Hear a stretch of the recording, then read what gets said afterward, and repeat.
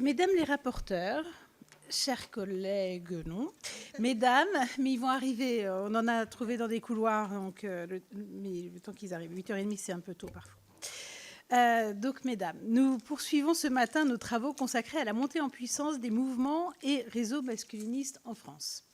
Nous entendons dans ce cadre une représentante de l'association SIDAction, une association qui, comme chacun sait, se bat pour faire reculer le VIH et avancer la recherche contre ce virus. Vous êtes accompagné de l'Institut de sondage OpinionWay et du SNICS-FSU, le syndicat des infirmiers et infirmières de l'éducation nationale. Je souhaite donc la bienvenue à Hélène Roger, directrice du pôle analyse et plaidoyer de SIDAction, Éléonore Carré, responsable des études société au sein du pôle Opinion chez OpinionWay, et Mathilde Varette, infirmière de l'éducation nationale et secrétaire générale adjointe du SNICS-FSU. SIDAction intervient également dans le domaine de la prévention en matière de santé sexuelle et dans ce cadre a pu constater la propagation, notamment sur les réseaux sociaux, des discours de domination masculine. Or, ces discours influencent profondément la manière dont de nombreux jeunes envisagent la sexualité, le consentement et leurs relations.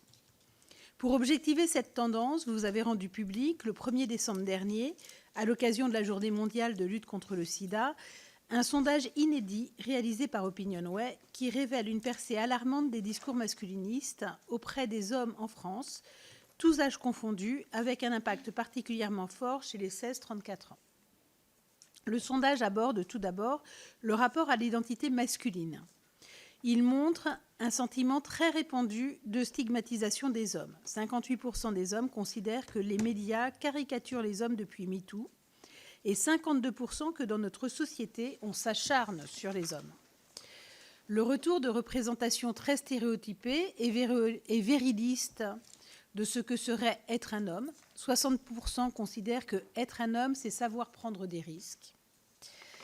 Et bien sûr, une défiance à l'égard du féminisme. 58% considèrent que le féminisme va trop loin, en fait trop. Vous pourrez nous dire ce qui, selon vous, explique cette évolution ou ce retour en arrière et pourquoi les plus jeunes générations semblent davantage perméables à ces discours que leurs aînés. Le sondage analyse ensuite les conséquences sur le rapport au consentement et aux normes sexuelles de la diffusion des discours masculinistes. Les représentations à l'égard des femmes restent imprégnées de suspicions et de jugements négatifs. 43% des 16-34 ans pensent qu'une femme qui multiplie les partenaires sexuels ne se respecte pas. Vous mettez par ailleurs en avant un exemple particulièrement préoccupant. Un homme sur 10, 11%, donc un peu plus même, et un jeune homme de 25-34 ans sur 5, 18%, affirment comprendre le stealthing, soit le fait qu'un homme retire son préservatif sans prévenir son ou sa partenaire pendant le rapport sexuel. Vous ajoutez que chez ceux qui adhèrent aux théories masculinistes, ils sont 34% à cautionner cette pratique, soit plus 23 points par rapport à la moyenne. Enfin, vous avez cherché à mesurer l'audience des influenceurs masculinistes. L'étude montre une exposition massive des jeunes hommes à ces contenus. 66% des 16-34 ans en connaissent au moins un. Et le fait qu'une partie d'entre eux y trouvent des repères identitaires, un discours présenté comme alternatif, voire pour un jeune sur deux, âgé de 25 à 34 ans qui connaît ces influenceurs masculinistes, l'idée que ces contenus disent enfin la vérité. Face à ces constats, votre travail ne se limite pas au diagnostic. Vous proposez aussi des pistes d'action concrètes. Vous signez d'abord l'urgence de renforcer l'éducation à la vie affective, relationnelle et sexuelle. Je répète, vous soulignez d'abord l'urgence de renforcer l'éducation à la vie affective, relationnelle et sexuelle. Avec le planning familial et SOS homophobie, vous avez saisi le tribunal administratif de Paris pour faire respecter la loi de 2001. Le tribunal a reconnu la carence de l'État par une décision rendue le 2 décembre dernier, le condamnant au paiement d'un euro symbolique tout en prenant acte d'un arrêté et d'une circulaire publiée en février 2025 sur la mise en application de ces programmes. Vous pourrez nous dire si, selon vous, ces textes récents sont de nature à permettre une mise en œuvre effective de l'EVARS dans tous les établissements scolaires. Enfin, de manière particulièrement innovante, vous avez lancé la campagne Alpha Safe. Vous avez fait le choix d'investir les codes des influenceurs dits alpha sur TikTok pour diffuser, à travers des personnages générés par intelligence artificielle, des messages de prévention, de respect, de consentement, de dépistage et de lutte contre les discriminations. Cette campagne, révélée le 1er décembre dernier, apporte une réponse originale à la banalisation de ces discours toxiques. Cette audition sera l'occasion de recueillir votre analyse approfondie de ce sondage, mais aussi votre retour d'expérience sur cette campagne et plus largement vos propositions pour contrer la banalisation des discours masculinistes et mieux protéger les jeunes. Avant de vous céder la parole, je précise que cette audition fait l'objet d'une captation audiovisuelle en vue de sa retransmission en direct sur le site et les réseaux sociaux du Sénat. Je laisse dans un premier temps la parole à Hélène Roger, directrice du pôle analyse et plaidoyer de SIDAction. À vous, madame. Merci beaucoup, Madame la Présidente. Merci à vous, Mesdames les rapporteurs, Mesdames les sénatrices, pour cette invitation. Je vais commencer par présenter brièvement SIDAction pour expliquer un peu d'où nous partons et d'où nous parlons. Effectivement, comme vous l'avez dit, nous sommes une association qui a été créée en 1994 et qui fonde son existence sur un principe essentiel, réunir la recherche et le milieu associatif et faire de chacun d'entre nous des acteurs et actrices de la lutte contre le sida. Donc SIDAction se bat pour un monde où chaque personne, qu'elle vive avec le VIH ou qu'elle soit exposée au risque de contamination, dispose d'un accès équitable à la prévention, au traitement, aux soins, et ce, quelle que soit son origine ethnique, culturelle, sociale, sa sexualité, son genre, son appartenance religieuse ou son état de santé. Et puis nous collectons des fonds pour financer les associations et la recherche, notamment via le SIDAction Média, que vous connaissez sans doute, qui est également un temps important d'information et de prévention autour du VIH-Sida, des IST et de la santé sexuelle. Notre parole n'est donc pas celle d'une structure experte du masculinisme, mais d'acteurs de santé publique et plus particulièrement de santé sexuelle, confrontés à ces discours masculinistes et qui tentent d'en comprendre les mécanismes pour mieux les endiguer. Notre engagement sur l'information, la prévention et la santé sexuelle, notamment des plus jeunes, prend différentes formes. Nous ne menons pas, nous, directement des activités de terrain auprès des différents publics, mais nos missions consistent notamment à promouvoir l'information, la sensibilisation et l'empowerment des jeunes sur les enjeux liés à leurs droits et santé sexuelle. Pour cela, plusieurs dispositifs qui ont tous participé à nourrir notre réflexion sur la montée en puissance des discours masculinistes. Tout d'abord, nous finançons des associations qui mènent directement ce type d'activité, dont certaines interviennent notamment dans le cadre des séances d'EVARS, mais aussi en milieu hors scolaire. Ces associations nous remontent leurs problématiques de terrain, leurs difficultés dans le cadre du suivi de leurs subventions. Je prendrai pour exemple ID Santé, qui est un partenaire qui intervient à Toulouse et en Guyane, qui nous a rapporté des exemples entendus lors de séances auprès des 16-25 ans, des jeunes qui pensent que s'ils ne font pas l'amour, ils ont plus de testostérone et donc ils deviennent plus forts physiquement. De l'autre côté, des jeunes qui disent que les hommes ont des besoins différents des femmes. L'utilisation de mots sans connotation affective pour désigner les rapports sexuels est souvent violent. La banalisation de la violence renforcée par l'entre-soi masculin sur certaines interventions, des mots violents pour décrire les femmes, ou l'idée pour certains que la pénétration est obligatoire dans tout rapport sexuel, avec des citations comme « encore heureux qu'il y a toujours pénétration ». Et même si la personne n'est pas d'accord, il revendique le fait de pratiquer malgré tout la pénétration, faisant fi du consentement. Beaucoup de discours autour du caractère naturel, biologique des différences femmes-hommes, qui sont notamment utilisés pour justifier un rejet de l'homosexualité et de la transidentité qui sont très présents. Ces types de retours de terrain constituent bien évidemment une alerte. Par ailleurs, nous organisons tous les ans, au moment du SIDAction Média en mars, un sondage qui est réalisé également par Opinionway auprès des jeunes pour comprendre et documenter l'évolution de leurs connaissances sur le VIH et les IST et l'évolution des pratiques de prévention. Sans rentrer dans le détail, le dernier sondage datant de mars 2025 montrait que les fausses informations sur le VIH et les IST, tout comme l'exposition au risque, sont en progression, faiblesse du recours aux préservatifs et au dépistage notamment. Enfin, dans ce sondage, nous avons mesuré la perméabilité des jeunes aux théories complotistes, d'après l'échelle de Bruder, que vous connaissez peut-être, qui donc prend 5 affirmations et voit le nombre d'affirmations auxquelles les jeunes adhèrent. 92% des jeunes croient à au moins une affirmation et 1 jeune sur 4 croit aux 5 affirmations qui leur sont présentées. Or, la perméabilité aux thèses complotistes est sans doute assez proche. Les 5 affirmations, tout à fait. Beaucoup de choses se produisent dans le monde dont le grand public n'est pas informé. Les politiciens ne nous disent généralement pas ce qui motive réellement leurs décisions. Il existe des organisations secrètes qui influencent considérablement les décisions politiques. Des événements qui, en apparence, ne semblent pas avoir de lien sont souvent le résultat d'activités secrètes. Et les agences gouvernementales surveillent étroitement les citoyens. Voilà les 5 affirmations. Et donc, comme je le disais, la perméabilité aux thèses complotistes est sans doute assez proche de la perméabilité aux thèses masculinistes, puisqu'elle repose sur les mêmes principes et les mêmes ressorts. Victimisation, utilisation du bon sens à l'opposé des données et connaissances scientifiques, et des réponses souvent simplistes affirmées sans aucun contre-argumentaire. Elles sont aussi relayées par les mêmes réseaux extrémistes. Enfin, nous avons mené des campagnes qui ciblaient particulièrement les jeunes pour communiquer sur des enjeux plus larges que le VIH et sur ce qui fait obstacle à une entrée des jeunes dans une sexualité épanouie, consentie et protégée, comme par exemple sur la pornographie en 2024, qui reprenait déjà le même principe que celui que vous allez voir ici, détourner les codes pour dénoncer les préjugés sexistes, les rapports de domination et la négation du consentement véhiculés dans la pornographie. Ces campagnes ont confirmé pour nous la nécessité d'un contre-discours à l'endroit même où ces propos sont tenus. Enfin, comme beaucoup de structures qui utilisent les réseaux sociaux, nous avons vu une progression exponentielle de ces contenus masculinistes et du nombre d'influenceurs qui nous a alertés. En cherchant davantage d'informations, nous avons trouvé assez peu de données sur l'ampleur de ce phénomène en France, contrairement au Royaume-Uni où de nombreuses études sont disponibles, ou sur l'impact de ces discours sur la santé et la santé sexuelle notamment. Nous avons donc voulu en savoir plus avec l'intuition que ces discours réactionnaires antiféministes prônant la domination avaient des effets sur les comportements et possiblement sur le rapport des jeunes à la prévention et aux risques. Les questions qui nous ont animés sont où est-ce que les hommes et notamment les jeunes s'informent ?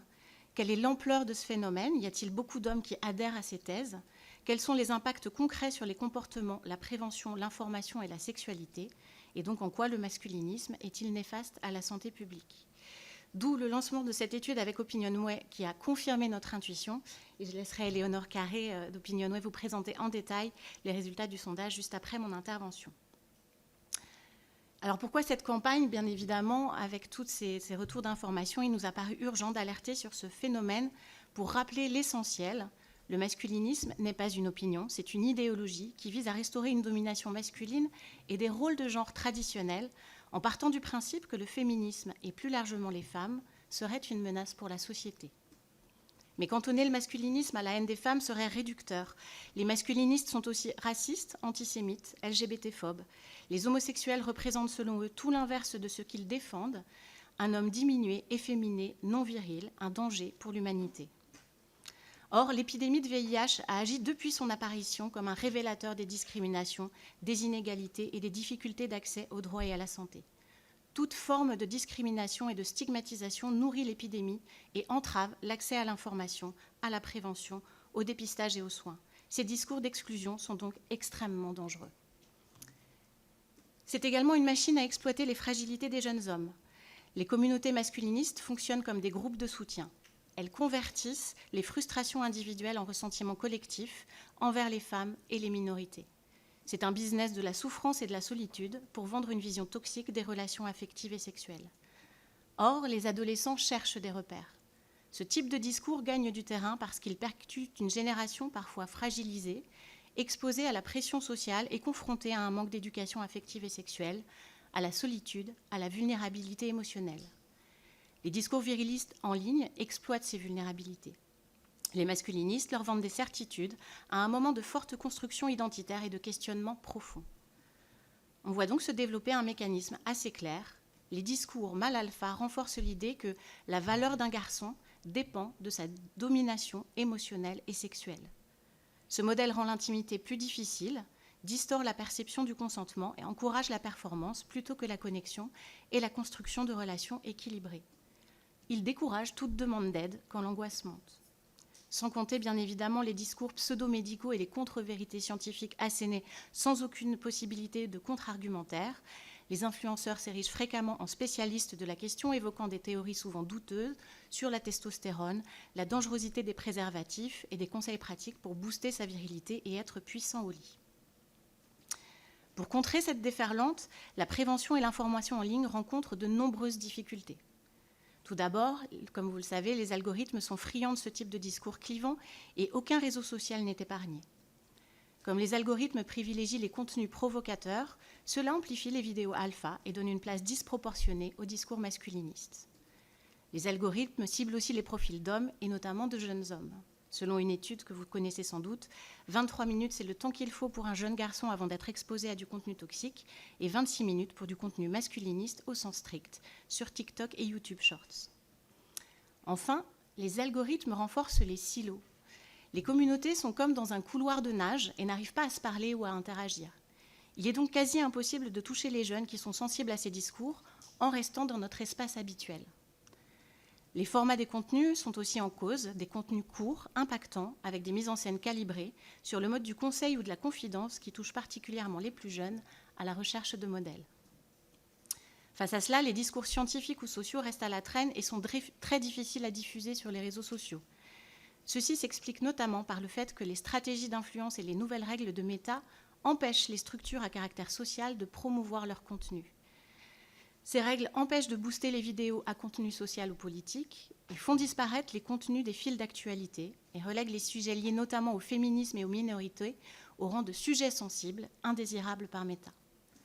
Ce choix idéologique de Meta nous condamne au silence, invisibilise nos luttes et les causes que nous défendons, et il empêche la diffusion d'informations et de messages de prévention. Il constitue une atteinte directe à notre liberté d'expression. D'où la stratégie développée pour notre campagne, aller sur ces espaces pour briser ces barrières et apporter des réponses là où ils en cherchent sans culpabiliser les jeunes. La campagne AlphaSef consistait donc à infiltrer les espaces où dominent les contenus masculinistes pour y réintroduire information, prévention, protection. L'objectif est simple, transformer les codes virilistes en levier de santé publique. Fin novembre, avec l'accompagnement de l'agence Monster, nous avons diffusé discrètement sur TikTok une série de vidéos virales imitant les codes des influenceurs alpha pour réinjecter prévention, respect et information fiables dans les fils d'actualité des jeunes hommes. Le 1er décembre, à l'occasion de la Journée mondiale de lutte contre le sida, l'opération a été officiellement révélée au grand public. Pendant 10 jours, nous avons donc fait émerger sur TikTok 19 faux influenceurs, reprenant les grandes catégories grand frère, love coach, gym bro, crypto bro, survivaliste, philosophe stoïcien. Ils ont été générés par intelligence artificielle et animés comme de véritables créateurs de contenu. Même cadrage, même ton, même assurance démesurée. Mais pour porter un message à rebours de ce toxique véhiculé par les masculinistes, des messages positifs sur le consentement, la prévention, le dépistage et la lutte contre les discriminations. Je vous invite donc à regarder 2 vidéos de cette campagne. Et moi, si j'avais violé une meuf, sachez même que je m'en voudrais même pas. Si je discute avec une femme, c'est qu'à la fin, je vais la baiser. Les préservatifs, qu'ils soient masculins ou féminins, sont bourrés de perturbateurs endocriniens. Ça n'a rien à faire autour d'une bite et encore moins à l'intérieur du vagin d'une femme. Ces propos violents témoignent d'un phénomène qui explose en ligne, l'idéologie masculiniste. Sur les réseaux, certains influenceurs diffusent misogynie, homophobie et fausses infos sur la sexualité. Des propos toxiques, boostés par un algorithme obsédé par le spectaculaire. Résultat, les jeunes hommes voient leurs repères brouillés par des discours qui prônent la domination masculine et encouragent des comportements à risque. Alors, pour capter leur attention, nous avons décidé d'aller sur le même terrain. En infiltrant l'algorithme grâce à une armée d'influenceurs fictifs et des centaines de vidéos qui reprennent les codes masculinistes. Vous pensez que les préservatifs c'est pour les faibles? Non, les vrais hommes sont ceux qui se protègent. Tu peux être puissant au lit, sûr de toi, tout en respectant un nom. Le consentement c'est pas un bonus, c'est la base. Cette fois, avec un objectif radicalement différent, déconstruire les fausses idées et inciter à des relations respectueuses et protégées. Une alerte sur un phénomène inquiétant pour rappeler l'importance de rester vigilant et protéger les jeunes. Quand la masculinité toxique devient virale, rétablir les faits devient vital. SIDAction, ensemble contre le sida. Écoutez attentivement, vous pensez qu'un mâle alpha prend des risques? Faux, ça c'est ce que disent les faibles. Vous pensez que les préservatifs c'est pour les faibles? Non, les vrais hommes sont ceux qui se protègent. Le vrai courage, ce n'est pas de sauter dans le vide, c'est de se faire tester. Se protéger n'est pas une option, c'est un signe de puissance. Parce que celui qui contrôle la situation, ce n'est pas celui qui prend des risques, mais celui qui choisit de se protéger.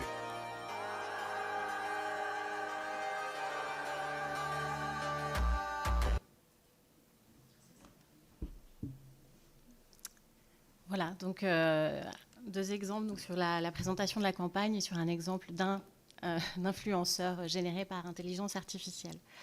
Les résultats, donc, ce sont 270 vidéos publiées, 300 000 vues et surtout 132 retombées médias et plus de 90 millions en audience cumulée. Cette campagne a été également relayée par plus de 50 personnalités, que ce soit des artistes comme Marina Foïs, Edith Preto, Boudkid, des animateurs et des animatrices TV, Nikos Aliagas, Flavie Flamand, Agathe Le Caron, Julien Belvert et d'autres, et puis des influenceurs, bien évidemment, Paint, Shera, Marcus, Orgasme et moi, Le Cunu ou Zaya Dehar. Cette campagne a aussi montré l'intérêt pour les résultats du sondage, permettant de mettre en lumière l'impact concret de ces discours sur les comportements de prévention.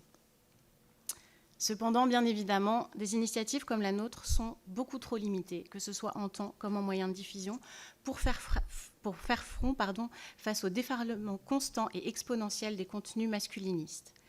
Il est nécessaire que des politiques de soutien à la diffusion de campagnes d'information et de prévention puissent être développées, notamment par un meilleur encadrement des règles de concurrence sur les réseaux sociaux, afin de faciliter la diffusion d'informations vérifiées et de discours sur le VIH et les IST, la prévention, mais aussi sur l'égalité de genre, le consentement, la non-discrimination, le respect, la lutte contre le harcèlement.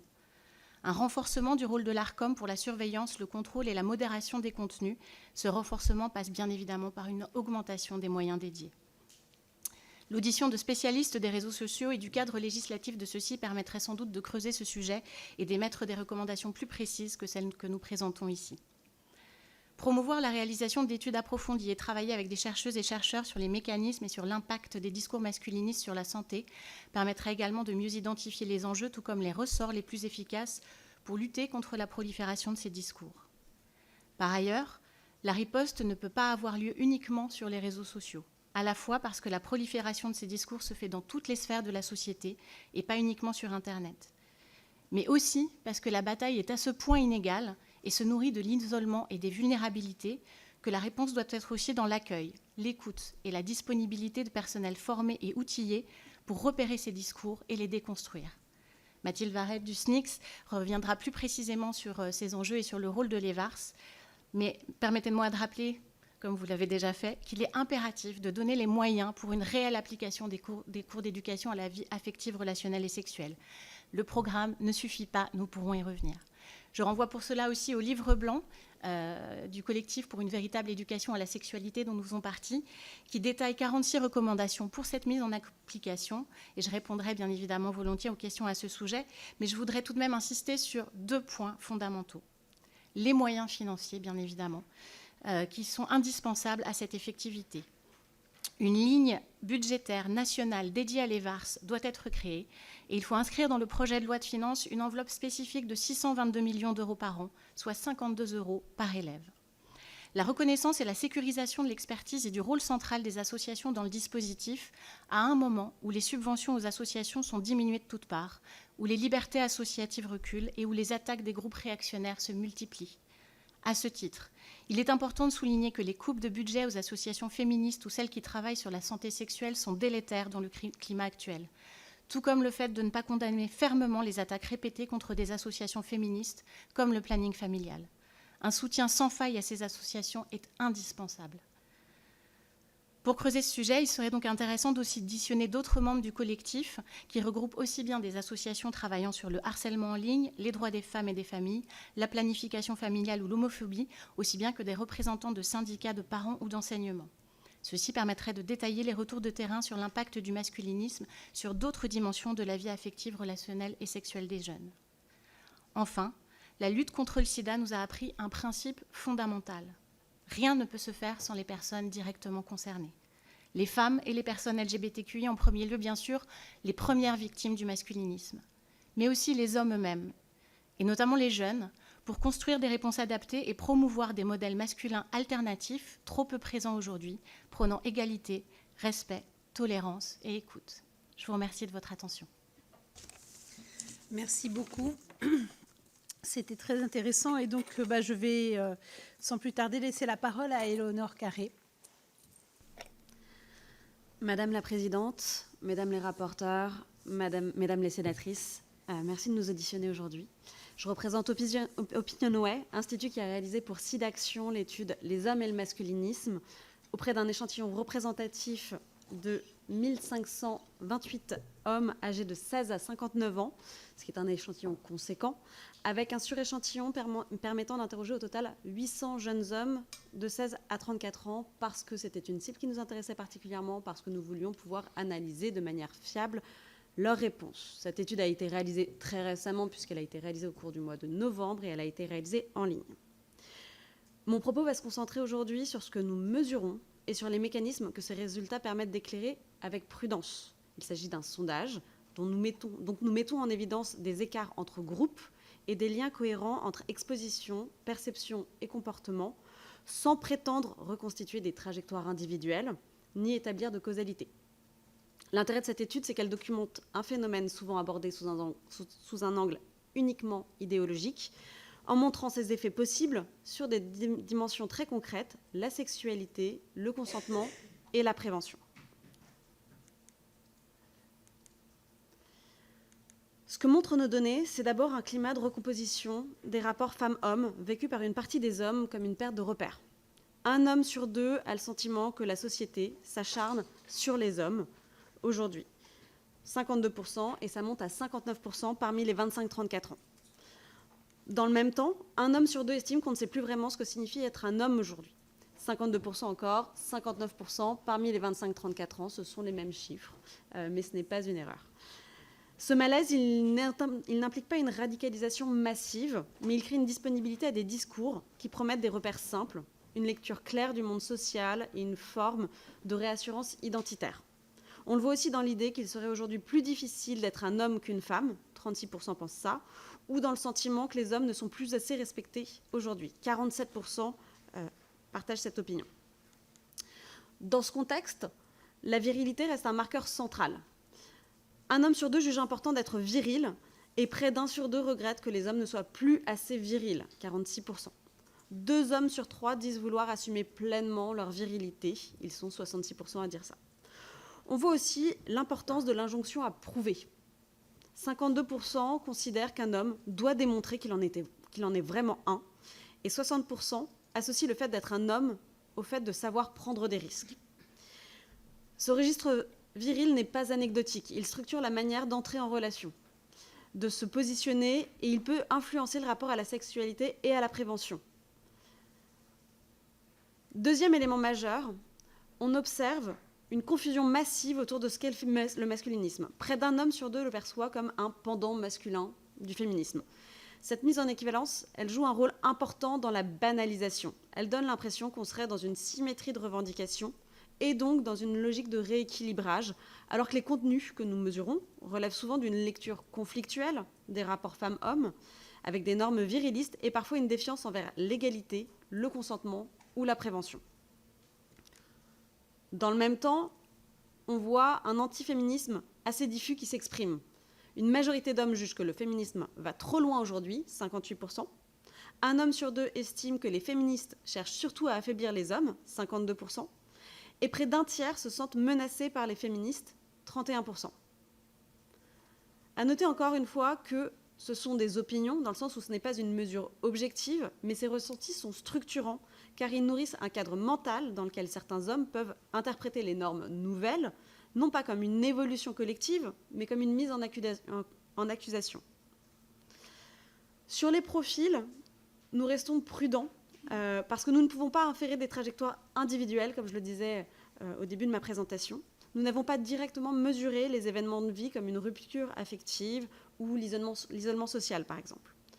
En revanche, nous identifions des facteurs associés. D'abord l'âge.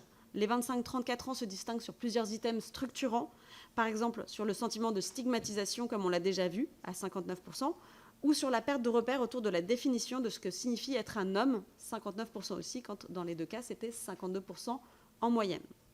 Ensuite, la proximité politique. L'adhésion à certaines perceptions et normes est sensiblement plus forte chez les sympathisants d'extrême droite, par exemple sur l'importance d'être viril, ça monte à 65% contre 51% en moyenne, donc un écart de 14 points. Troisième point, l'exposition est centrale. L'adhésion revendiquée au masculinisme est minoritaire à l'échelle de l'ensemble des hommes, 18%, mais elle est nettement plus élevée parmi ceux qui connaissent effectivement ces contenus, on monte à 43%. Et on le voit, chez les 25-34 ans, ces chiffres sont systématiquement plus importants. Plus d'un tiers des 25-34 ans adhèrent, et la proportion atteint près de 60% parmi ceux qui déclarent connaître au moins un influenceur masculiniste dans cette tranche d'âge. Enfin, on observe que ces normes viriles sont un marqueur important. L'idée qu'un vrai homme doit garder le contrôle, 40%, 45% parmi les 25-34 ans, 62% parmi les hommes qui adhèrent au contenu masculiniste, ou que multiplier les partenaires est un signe de séduction, entre 42 et 62% parmi ceux qui adhèrent, sont des faits importants. Et c'est ce qui permet d'éclairer la question centrale aussi, tous ces éléments de profil, c'est pourquoi les jeunes hommes, et surtout les 25-34 ans, apparaissent comme plus perméables. Alors il y a d'abord un effet, un facteur d'exposition. Les réseaux sociaux jouent désormais un rôle central dans la socialisation relationnelle et sexuelle. Dans notre question, qui portait sur la source d'information extérieure préférée parmi des sources comme les réseaux sociaux, les médias, des journalistes, des personnalités publiques, les réseaux sociaux arrivent en tête, à 23%, devant les médias traditionnels à 19%, ou les professionnels de santé et le cercle proche, qui avait quand même été cité parce que c'était une question ouverte, les réponses étaient spontanées, qui apparaissent donc plus loin dans cette question à 6% chacun. Cela ne signifie pas que les réseaux sociaux remplacent la famille, l'école ou les proches dans l'absolu, mais que dans l'écosystème des sources externes et médiatiques, eh bien, ils constituent un canal dominant. Chez les moins de 35 ans, cette dépendance informationnelle est beaucoup plus forte. 37% citent les réseaux sociaux comme première source. On a un écart de 14 points par rapport à la moyenne. Et l'exposition aux influenceurs masculinistes est massive parmi ces jeunes hommes. 66% connaissent au moins un influenceur masculiniste parmi ceux que nous avons testés. 37% consultent leur contenu, dont 19% régulièrement. L'âge aussi, en soi, joue comme un moment social particulier. Les 25-34 ans sont souvent dans un âge charnière où se cristallisent des injonctions de performance, de comparaison, de séduction et parfois d'anxiété de statut. C'est aussi un moment où on s'émancipe davantage des sources parentales ou scolaires et où l'on cherche des repères à soi. Or, le numérique propose une offre immédiate, accessible et souvent très prescriptive. Il faut ajouter une nuance quand même. Les jeunes hommes ne forment pas un bloc homogène. Je vous parle beaucoup des 25-34 ans depuis tout à l'heure, alors que c'est vrai, on a fait un focus sur les 16-34 ans, mais on le voit dans nos résultats, les 25-34 ans ressortent souvent comme un âge plus sensible, avec davantage de stigmatisation, de perte de repères sur ce que signifie être un homme, et une tolérance plus élevée au stilsing, sur lequel je reviendrai. A l'inverse, les 16-24 ans sont très exposés, mais ils apparaissent un peu moins dans une logique de menace vis-à-vis du féminisme, puisque 25% considèrent être menacés, et c'est 32 à 34% parmi les 25 ans et plus. Et ils sont surtout un peu plus nombreux à dire que le féminisme devrait aller plus loin. Alors c'est léger, mais 7% contre 3% parmi les 35 ans et plus. Autrement dit, l'effet jeune combine une exposition massive et un effet d'âge charnière particulièrement marqué chez les 25-34 ans. Pour revenir à l'enjeu de l'exposition, on peut rappeler qu'elle est d'autant plus efficace qu'elle se présente sous forme de solutions, comme le disait Hélène notamment, des contenus courts, émotionnels, personnalisés, avec une promesse de réassurance. Dans nos données, parmi ceux qui connaissent ces contenus, une part importante dit y trouver un sentiment de réassurance sur leur identité masculine. On a 37% qui disent ça, 48% parmi les 25-34 ans, donc la moitié. Ou aussi une part importante qui estime que ces contenus disent enfin la vérité. 40%, 51% parmi les 25-34 ans. Ce n'est donc pas seulement un débat politique abstrait, c'est une offre de repères identitaires. De fait, le cœur du problème n'est pas seulement idéologique, bien qu'il le soit. Il est aussi concret, intime et sanitaire. L'étude montre que les discours masculinistes sont associés à des représentations spécifiques de la sexualité. Incertitude, tension autour du consentement, valorisation du contrôle et de la prise de risque, et remise en cause de la prévention. L'idée montre une sexualité vécue comme plus complexe et plus incertaine. Une majorité d'hommes dit ne plus savoir ce qu'ils ont le droit de dire ou de faire, 64%. La sexualité hétérosexuelle est jugée s'être complexifiée ces dernières années, davantage pour les hommes, 58% et même 65% parmi les 25-34 ans, que pour les femmes, 32% partagent cette opinion. Cette asymétrie, elle est importante. Elle dit quelque chose d'un vécu masculin, de la norme qui change, et parfois d'une difficulté à intégrer des codes relationnels plus explicites. Sur le consentement, on observe une tension très forte. 57% estiment qu'on parle tellement du consentement qu'on finit par culpabiliser les hommes. C'est 72% parmi les personnes qui adhèrent au contenu masculiniste. 41% affirment que demander explicitement le consentement gâche la spontanéité d'une relation sexuelle. Ce qui se joue là, ce n'est pas seulement un désaccord, c'est un conflit de normes. D'un côté, une norme contemporaine de verbalisation, de co-responsabilité, de respect explicite. De l'autre, des normes virilistes, plus traditionnelles, qui valorisent le contrôle, la performance, parfois l'idée que l'homme sait ou que l'homme prend. Et lorsque ce conflit de normes est renforcé par certains contenus, les messages de prévention deviennent moins audibles, non pas par manque d'information, mais parce qu'ils sont recodés comme une atteinte à la virilité, à la puissance ou au contrôle. Et ça complique tout ce qui repose sur la parole, parler de dépistage, de partenaires, de protection ou de limites. On le voit d'ailleurs dans les contradictions internes. La norme de responsabilité reste très majoritaire, c'est rassurant. 93% adhèrent à l'idée qu'un homme responsable protège ses partenaires contre les IST, mais elle cohabite avec d'autres représentations. 40% estiment qu'un vrai homme doit garder le contrôle et oser prendre des risques, y compris sexuels. Et surtout, l'étude met en évidence des attitudes problématiques autour du consentement et de la contrainte. 38% estiment qu'un homme ne peut être tenu responsable si la femme ne dit pas explicitement non. Plus globalement, on voit apparaître dans nos résultats 3 mécanismes cohérents. Une conception restrictive du consentement, assimilée à l'absence de non explicite, c'est ce 38%. Une valorisation du contrôle masculin dans l'acte sexuel, 40% pensent qu'un vrai homme doit garder le contrôle, ce qu'on disait tout à l'heure. Et parfois, une requalification de la contrainte en injustice subie. L'idée de « on me l'a imposé », qui permet de rationaliser cette transgression. Dans cette logique, le résultat sur le stilsing est particulièrement préoccupant. 11% déclarent comprendre qu'on retire un préservatif sans prévenir son ou sa partenaire, et ce chiffre monte à 18% parmi les 25-34 ans et à 34% parmi ceux qui adhèrent au contenu masculiniste. Ce résultat, il ne signifie pas que ces hommes revendiquent une violence sexuelle, mais il traduit une confusion profonde sur le statut du préservatif. C'est à la fois un outil de prévention et une condition du consentement. C'est un signal d'alerte majeur à l'intersection des violences sexuelles et de la prévention VIH-IST. Le préservatif concentre d'ailleurs ces tensions dans le fait qu'on a une perception positive qui reste majoritaire. 81% en ont une image positive, principalement comme une protection indispensable, 61%, ou comme une marque de respect envers le ou la partenaire, 20%. Mais des représentations virilistes persistent. 27% disent se sentir plus puissants lorsqu'ils n'en mettent pas.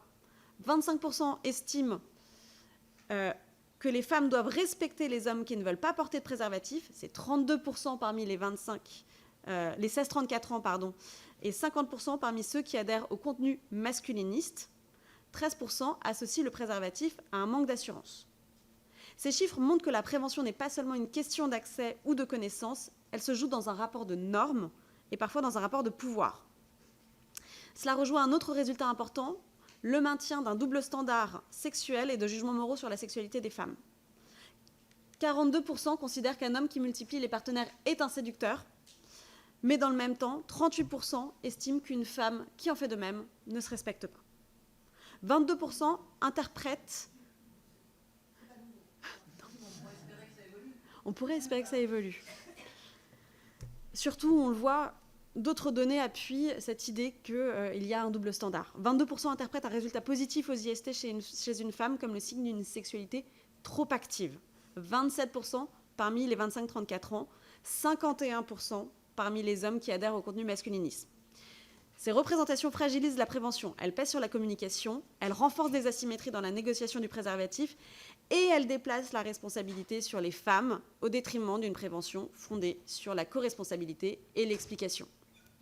Sur les espaces numériques eux-mêmes, nos données montrent qu'ils ne sont pas seulement un lieu de diffusion, mais un lieu de socialisation. Il fonctionne comme un espace d'exposition à des contenus normatifs, comme un espace de normalisation, parce qu'à force de répétition, certaines idées deviennent familières, et comme un espace d'auto-renforcement via l'entre-soi et les logiques communautaires. Sans prétendre analyser techniquement les algorithmes, nos résultats sont cohérents avec plusieurs mécanismes favorables à la viralité. Les formats courts, émotionnels, personnalisés, adaptés aux plateformes vidéo, comme j'en ai déjà parlé, et surtout cette promesse de réassurance identitaire. On te dit enfin la vérité, tu n'es pas seul, que l'on retrouve dans les items mesurés. Par exemple, ceux qui connaissent ces contenus, 37%, y trouvent un sentiment de réassurance sur leur identité masculine, 48% parmi les 25-34 ans. Et 40% estiment avoir trouvé des contenus qui disent enfin la vérité, 51% parmi les 25-34 ans. Enfin, ces contenus s'accompagnent souvent d'une logique de conseils pratiques. 32% des hommes qui connaissent ces influenceurs déclarent avoir déjà tenté de mettre en pratique certains conseils issus de ces comptes pour devenir, je cite, un homme meilleur, 41% parmi les 16-34 ans. Dans notre dispositif, nous avons aussi mesuré la notoriété et le suivi de plusieurs figures, Alex Hitchens, Papacito, Thaïs Descuffon et d'autres. Ces trois-là figurent parmi les plus connus, entre 28 et 23%, et parmi les plus suivis, entre 13 et 9%. L'idée ici n'est pas de personnaliser le débat, mais de rappeler que ces figures constituent des points d'entrée identifiables et que leur audience n'est pas marginale. Enfin, du point de vue des politiques publiques, notre étude invite à traiter le sujet comme un enjeu de prévention, d'éducation et de santé publique, et pas uniquement comme une question de radicalité idéologique. Très concrètement, ce que suggèrent nos résultats, c'est qu'il faut travailler à la fois sur des repères relationnels et sexuels plus clairs, car une majorité dit ne plus savoir quoi dire ou quoi faire, sur une prévention qui soit audible dans un contexte de conflit de normes et qui intègre la question du pouvoir autour du préservatif, et une présence renforcée dans les espaces numériques qui sont devenus centraux dans la socialisation sexuelle des jeunes. 37% des moins de 35 ans citent les réseaux comme première source externe. 66% connaissent au moins un influenceur.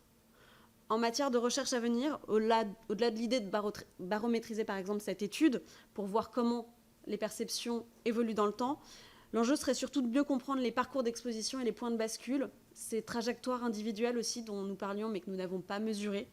Qu'est-ce qui fait qu'un jeune homme passe de contenu conseil à une lecture plus conflictuelle des rapports femmes-hommes? Et qu'est-ce qui, au contraire, permet de rendre des messages de prévention et de consentement plus audibles? Au final, on voit que le masculinisme apparaît dans nos données comme un symptôme, un amplificateur et un facteur de risque en matière de santé sexuelle. Un symptôme parce qu'il s'ancre sur un malaise préexistant, stigmatisation et perte de repères. Amplificateur parce qu'il propose des repères simples et virilistes et renforce un conflit de normes, culpabilisation autour du consentement. Enfin, facteur de risque parce qu'il s'associe à des signaux concrets sur la prévention et le consentement, reconsidération du préservatif et tolérance au stilsing. Merci beaucoup. Merci beaucoup. Je pense qu'on aura pas mal de questions à vous poser tout à l'heure. Mais avant cela, je donne la parole à Mathilde Varette. Madame la Présidente, Mesdames les rapporteurs, Mesdames les sénatrices, je vous remercie de nous donner la parole aujourd'hui sur un sujet majeur de droits des femmes, de santé publique et d'éducation. La diffusion des idéologies masculinistes et les leviers de prévention qui, pour ma part, seront plutôt en milieu scolaire et universitaire. Je m'exprime à la fois ici comme infirmière de l'éducation nationale et de l'enseignement supérieur, au contact quotidien des élèves, et également comme secrétaire générale adjointe du SNICS-FSU, l'organisation syndicale représentative des infirmières et infirmiers de l'éducation nationale et de l'enseignement supérieur. Ici, je n'aborderai pas la définition du masculinisme ayant été déjà clairement posée lors des précédentes auditions par différentes chercheuses, mais je souhaite en revanche attirer votre attention sur ces effets concrets tels que nous les observons en milieu scolaire et universitaire et sur les leviers de prévention qui relèvent directement de nos missions. Ces idéologies touchent particulièrement les adolescents et les jeunes adultes à un âge charnière où se construisent l'identité, les relations affectives et sexuelles et les représentations des rapports entre les femmes et les hommes. Sur le terrain, les infirmières de l'éducation nationale observent que ces discours ciblent très souvent des jeunes garçons ou des jeunes hommes en situation de fragilité, isolement social, manque de confiance en soi, difficultés scolaires ou relationnelles et un sentiment de déclassement. Le masculinisme exploite ces vulnérabilités en proposant une lecture à la fois simpliste et dangereuse du mal-être.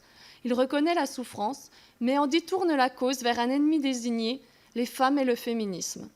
Dans une société encore marquée par des rapports patriarcaux, cette désignation fonctionne d'autant plus efficacement qu'elle s'appuie sur des stéréotypes de genre encore très présents. Les femmes deviennent des cibles faciles, historiquement dominées et socialement rendues responsables de frustrations masculines qui relèvent en réalité de mécanismes sociaux, économiques et symboliques beaucoup plus complexes. La femme est donc désignée comme responsable d'un système dont elle n'est pas bénéficiaire. La domination historique facilite cette mécanique de banalisation des discours misogynes et de naturalisation de l'infériorité féminine, permettant une tolérance sociale plus grande aux violences symboliques envers les femmes. Le propos que je tiens aujourd'hui repose sur une observation clinique continue encadrée par un cadre réglementaire précis, en particulier la circulaire du 10 novembre 2015 relative aux missions des infirmières de l'éducation nationale et de l'enseignement supérieur. Ce texte reconnaît explicitement notre rôle clinique, préventif, éducatif et relationnel, mais aussi notre contribution directe à la réussite scolaire, en considérant la santé comme un déterminant majeur des apprentissages. L'infirmerie scolaire, souvent perçue comme un lieu de soins ponctuels, est en réalité avant tout un lieu de parole, accessible, sans rendez-vous, sans formalité, pour quelque motif que ce soit et sous couvert du secret professionnel. Chaque année, près de 18 millions de consultations infirmières y sont réalisées.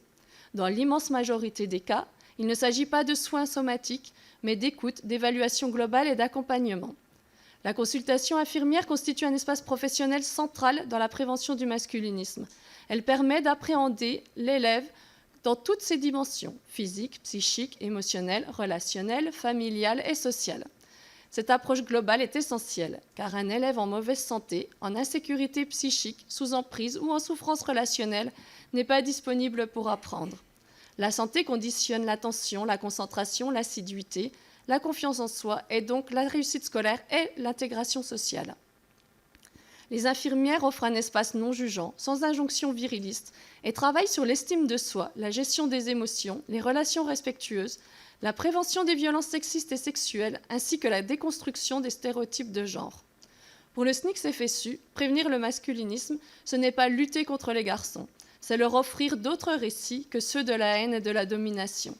Cette action est rendue possible par une position singulière.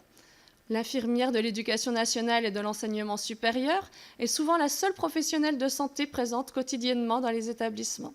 Cette présence continue permet une observation dans le temps, un repérage précoce des fragilités et une intervention avant que les difficultés ne se traduisent par de l'absentéisme, du décrochage ou des conduites à risque. Les élèves ne viennent pas toujours avec une demande formulée. Très souvent, ils viennent avant même de pouvoir nommer ce qu'ils traversent. C'est précisément à cet endroit que l'écoute infirmière joue un rôle déterminant. Lorsque cette parole peut être accueillie tôt, mise en mots et reconnue, elle permet de restaurer l'estime de soi, la sécurité intérieure et donc la disponibilité aux apprentissages. Lorsque ce mal-être restera sans réponse, d'autres discours prennent le relais. C'est ici que le lien avec le masculinisme devient central. Le masculinisme n'apparaît pas en opposition à l'écoute. Il apparaît là où l'écoute fait défaut. Il fonctionne comme un discours de substitution. Il capte des jeunes en difficulté, souvent des garçons, en perte de repères, et leur propose des explications simples à des vécus complexes. Il transforme la vulnérabilité en domination, la souffrance en ressentiment, et désigne les filles et les femmes comme responsables. Beaucoup d'adolescents que nous recevons ne relèvent pas de la psychiatrie. Ils traversent des expériences ordinaires mais douloureuses. Rejet amoureux, sentiment d'injustice, humiliation, difficulté à trouver leur place dans un système scolaire exigeant. Lorsque ces fragilités ne trouvent pas d'espace d'écoute et de reconnaissance, elles deviennent un terrain particulièrement fertile pour des discours d'endoctrinement. Il est important de le dire clairement. Le masculinisme ne prospère pas dans le vide. Il s'inscrit dans des fragilités sociales profondes. Les jeunes grandissent dans une société marquée par l'incertitude, la précarité, les inégalités sociales et de santé, l'angoisse du déclassement, la crise climatique, les tensions géopolitiques et une perte de repères collectifs. Beaucoup doutent de leur avenir scolaire et professionnel, de leurs valeurs, de leur légitimité. Chez certains garçons, ces fragilités se conjuguent à des injonctions violentes à la virilité et à l'absence de modèles masculins émancipateurs. Les discours masculinistes promettent alors de la puissance là où il y a de la puissance et de la certitude là où il y a du doute. Les infirmières de l'éducation nationale et de l'enseignement supérieur sont en première ligne pour repérer les conséquences concrètes de ces discours.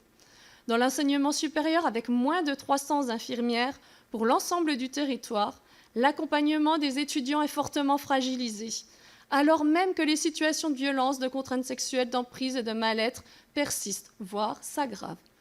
Les situations de violence, notamment au sein des couples d'adolescents ou de jeunes adultes, sont très souvent révélées à l'infirmerie en premier lieu.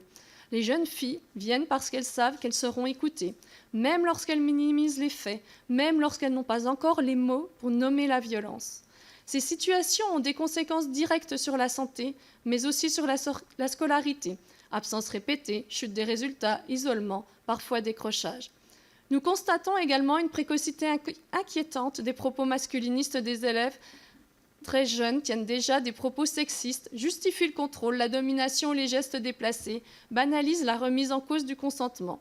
Ces discours dégradent le climat scolaire, fragilisent le vivre ensemble et entravent la réussite. Un élément nouveau est que les élèves établissent eux-mêmes très tôt un lien entre ces discours et des modèles de réussite sociale, économique ou politique largement médiatisés. Le masculinisme est perçu comme une idéologie globale qui dépasse la sphère intime et s'inscrit dans une vision hiérarchisée du monde. C'est précisément à cet endroit que le rôle de l'école devient décisif. L'école n'est pas seulement un lieu d'instruction, elle est un lieu d'émancipation.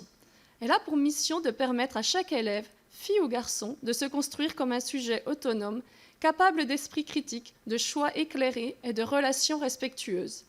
Le masculinisme, à l'inverse, n'est pas un mouvement d'émancipation. C'est un mouvement d'endoctrinement qui enferme les élèves dans des rôles rigides et hiérarchisés et compromet leur développement personnel, scolaire et citoyen. Les infirmières participent pleinement à cette mission émancipatrice, en agissant sur la santé, en sécurisant les élèves, en restaurant leur capacité à penser et à choisir. Nous contribuons directement à leur réussite scolaire, à leur capacité à se projeter dans l'avenir. Les infirmières impulsent et interviennent dans la prévention et l'éducation à la santé, conseillent les équipes de direction sur les questions de santé globale et de qualité de vie scolaire, coordonnent des projets de santé avec des partenaires, participent à la protection de l'enfance et contribuent à la scolarisation des élèves en situation de handicap. Elles s'inscrivent ainsi pleinement dans la politique publique de santé de l'État, du niveau ministériel jusqu'aux établissements. Dans ce contexte, l'éducation à la vie affective, relationnelle et sexuelle constitue un levier indispensable à la fois de prévention, de réussite scolaire et d'émancipation.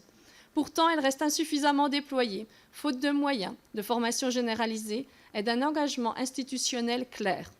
Enfin, je souhaite attirer votre attention sur un point structurant, la reconnaissance de la spécialité infirmière de l'éducation nationale et enseignement supérieur dans la loi relative à la profession infirmière, qui constitue une avancée majeure. Mais à ce jour, alors même que la loi a été adoptée en juin, le travail sur la mise en œuvre effective de cette spécialité n'a pas débuté, ni à l'Éducation nationale, ni au ministère de la Santé.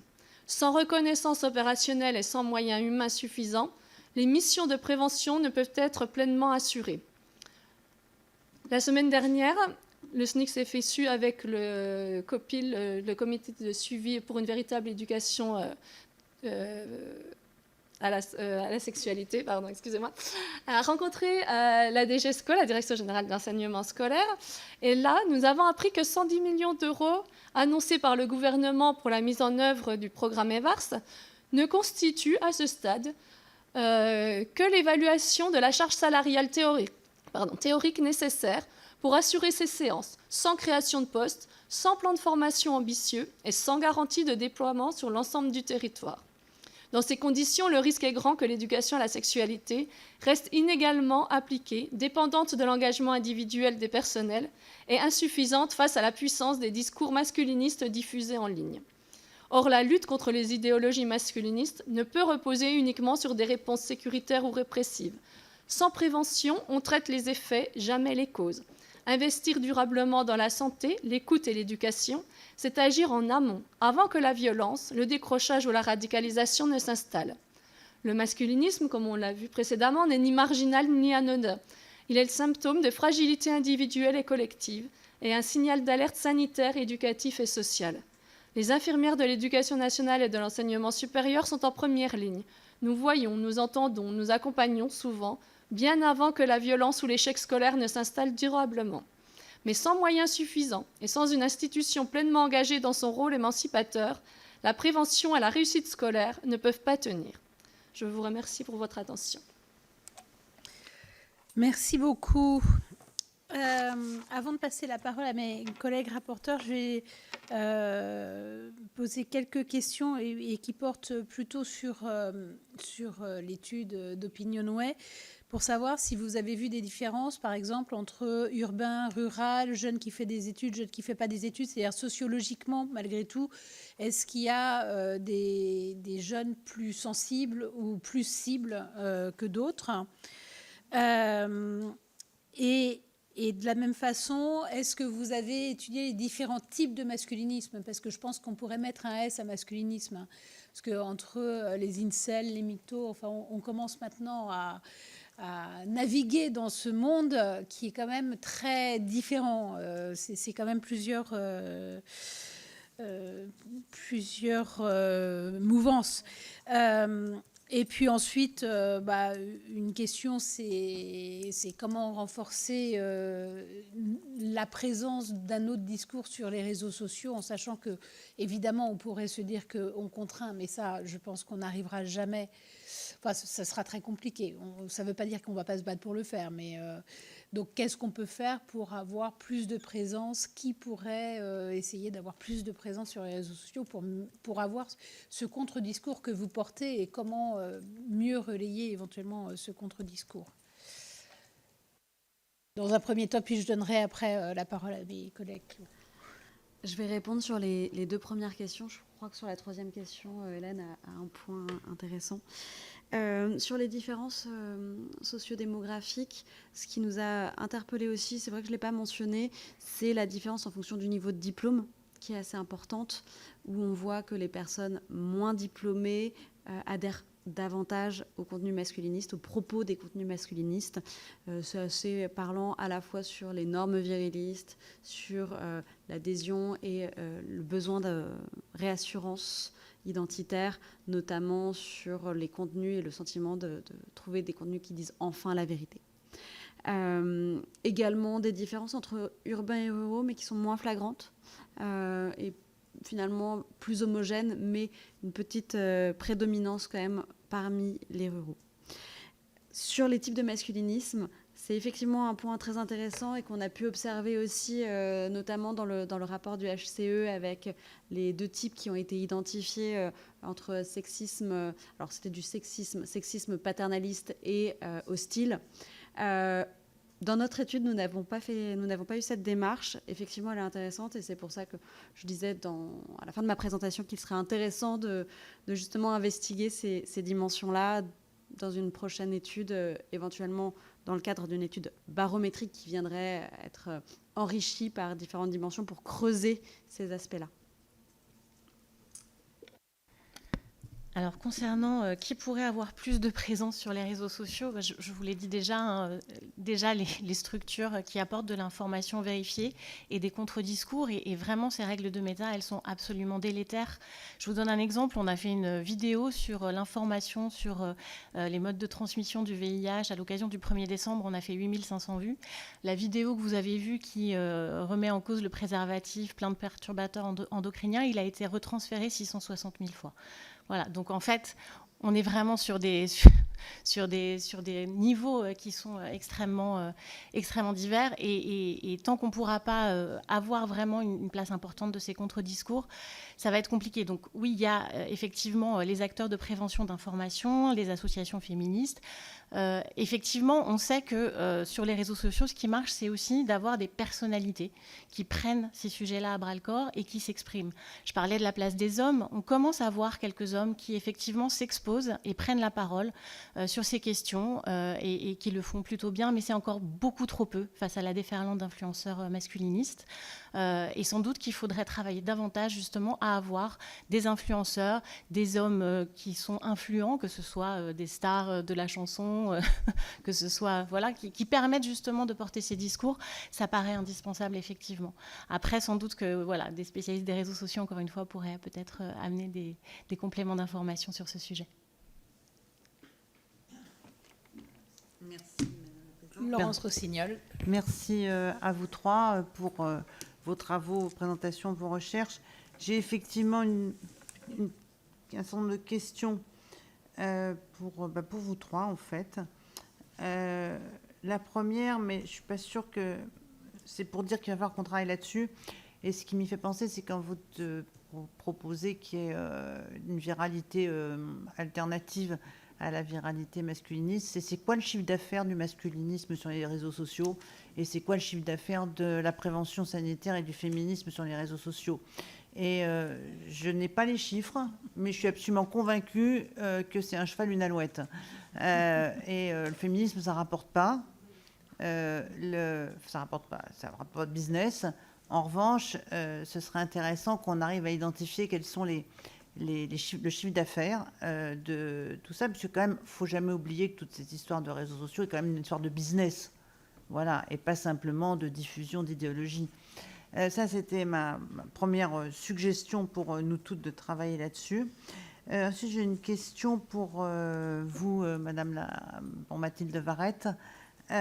Est-ce que dans votre observation clinique du harcèlement scolaire, vous arrivez à identifier, pas statistiquement, hein, mais empiriquement, la part du masculinisme dans le harcèlement scolaire, aussi bien harcèlement dont les filles et les garçons sont victimes. Ma troisième remarque, c'est plutôt une contradiction qui m'étonne, enfin qui tout le temps me frappe un peu chez les masculinistes, c'est qu'à la fois ils mettent en valeur la souffrance qui est liée aux stéréotypes qui pèsent sur les hommes. Voilà, j'ai vu des vidéos, voilà, un homme, il faut qu'il soit fort, il faut qu'il soit riche, il faut que ceci. Et en même temps, la défense de ces stéréotypes, c'est-à-dire que leur mouvement s'inclut dans la défense des stéréotypes dont eux-mêmes se disent des victimes.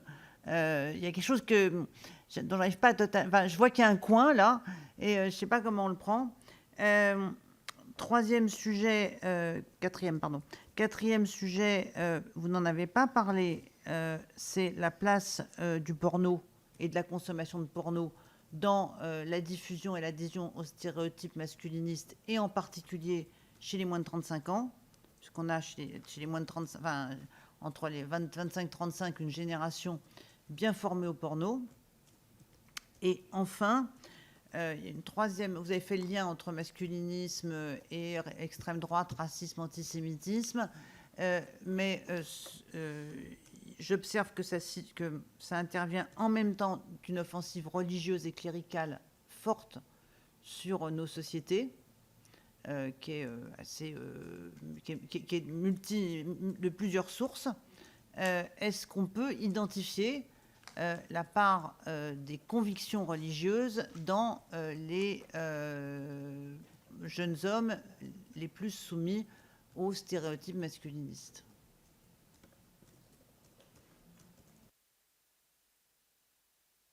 Je vous invite à répondre et puis ensuite Olivia Richard posera ses questions.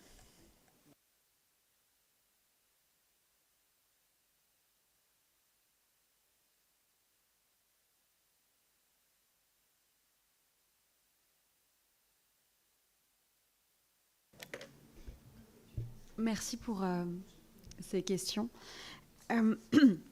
Sur le chiffre d'affaires, d'évidence, je n'ai pas d'informations, malheureusement. Mais c'est une question qui est intéressante et où je vous rejoins complètement sur les poids différents qu'ils doivent avoir aujourd'hui. Sur la souffrance liée aux stéréotypes, alors même qu'ils s'inscrivent dans cette mouvance, c'est globalement ce que j'appelle, quand je présentais les résultats, c'est ce conflit de normes, à la fois des normes où on considère que on doit protéger son ou sa partenaire, mais en même temps un rapport de domination. C'est un exemple, en fait, on n'est pas à une contradiction près, et c'est normal, hein, c'est la nature humaine d'être dans un paradoxe permanent, mais effectivement, à la fois se plaindre de stéréotypes et de se poser en victime et de retourner la situation, c'est typique justement de ce principe de masculinisme pour défendre une place, un statut qui aurait été perdu, un déclassement, et c'est une illustration même, justement, et c'est le cœur du masculinisme. Donc, c'est une remarque qui est juste, mais qui est fondatrice, finalement, de ce mouvement, de cette mouvance. Sur la place du porno dans l'adhésion au contenu masculiniste et au masculinisme de manière générale, c'est vrai que dans cette enquête, on ne l'a pas testé. On avait déjà une enquête assez longue et c'est important de garder une longueur de questionnaire raisonnable. En revanche, on a pu réaliser avec OpinionWay différentes études, que ce soit pour la Maison des femmes, que ce soit pour Apprentis d'Auteuil, sur notamment la consommation de pornographie.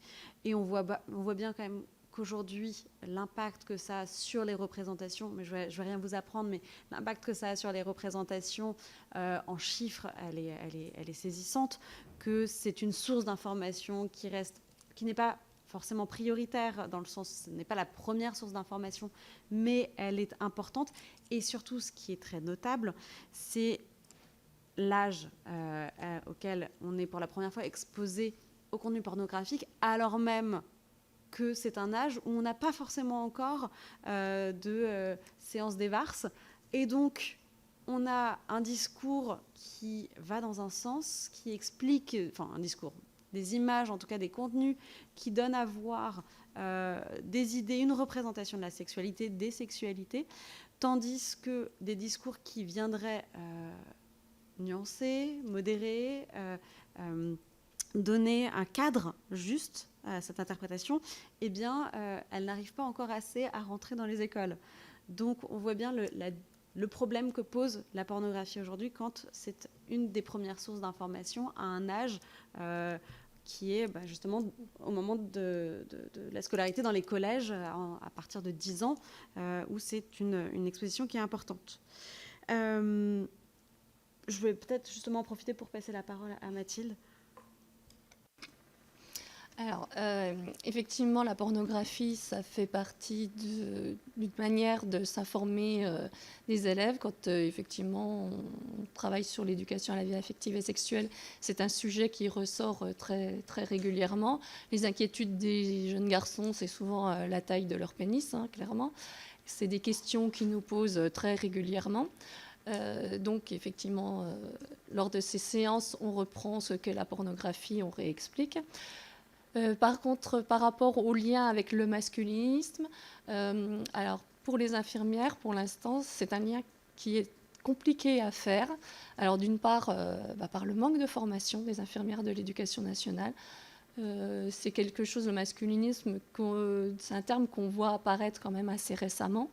Et nous, on va faire effectivement du lien avec on va dire, le sexisme, la misogynie, le harcèlement, mais le masculinisme en tant que tel, c'est beaucoup plus compliqué de faire le lien pour les infirmières.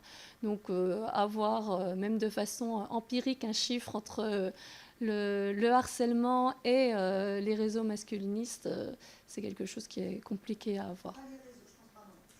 Au réseau, je pensais plutôt à ce que ça porte, c'est-à-dire quel est dans le harcèlement scolaire que les lycéens ou les collégiens s'infligent entre eux, quelle est la part justement qui n'est pas liée au réseau, mais qui est inspirée sexisme, en fait plus que masculinisme, c'est sexiste, dévalorisation des filles, assignation aux stéréotypes, ce qu'on a évoqué tout à l'heure, voilà, la fille facile, la réputation, etc.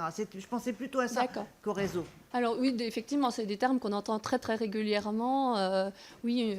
Quand on discute avec les jeunes, pour vous, un garçon qui a beaucoup de copines, qu'est-ce que c'est? Souvent, ça ressort, c'est un don Juan, c'est un séducteur. Et la jeune fille qui a beaucoup de copains, d'aventures, c'est, je veux dire les termes crûment, c'est une salope, c'est une pute, voilà. Donc ça, c'est encore des choses qu'on entend très très régulièrement lors des séances d'éducation à la sexualité.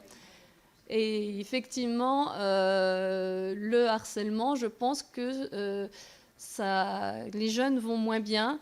Et donc, ça les incite, s'il n'y a pas de réponse à l'école, en tous les cas, ou de structure adaptée, à aller sur donc les réseaux sociaux, se renseigner sur les réseaux sociaux, et ils se retrouvent très rapidement sur les réseaux masculinistes.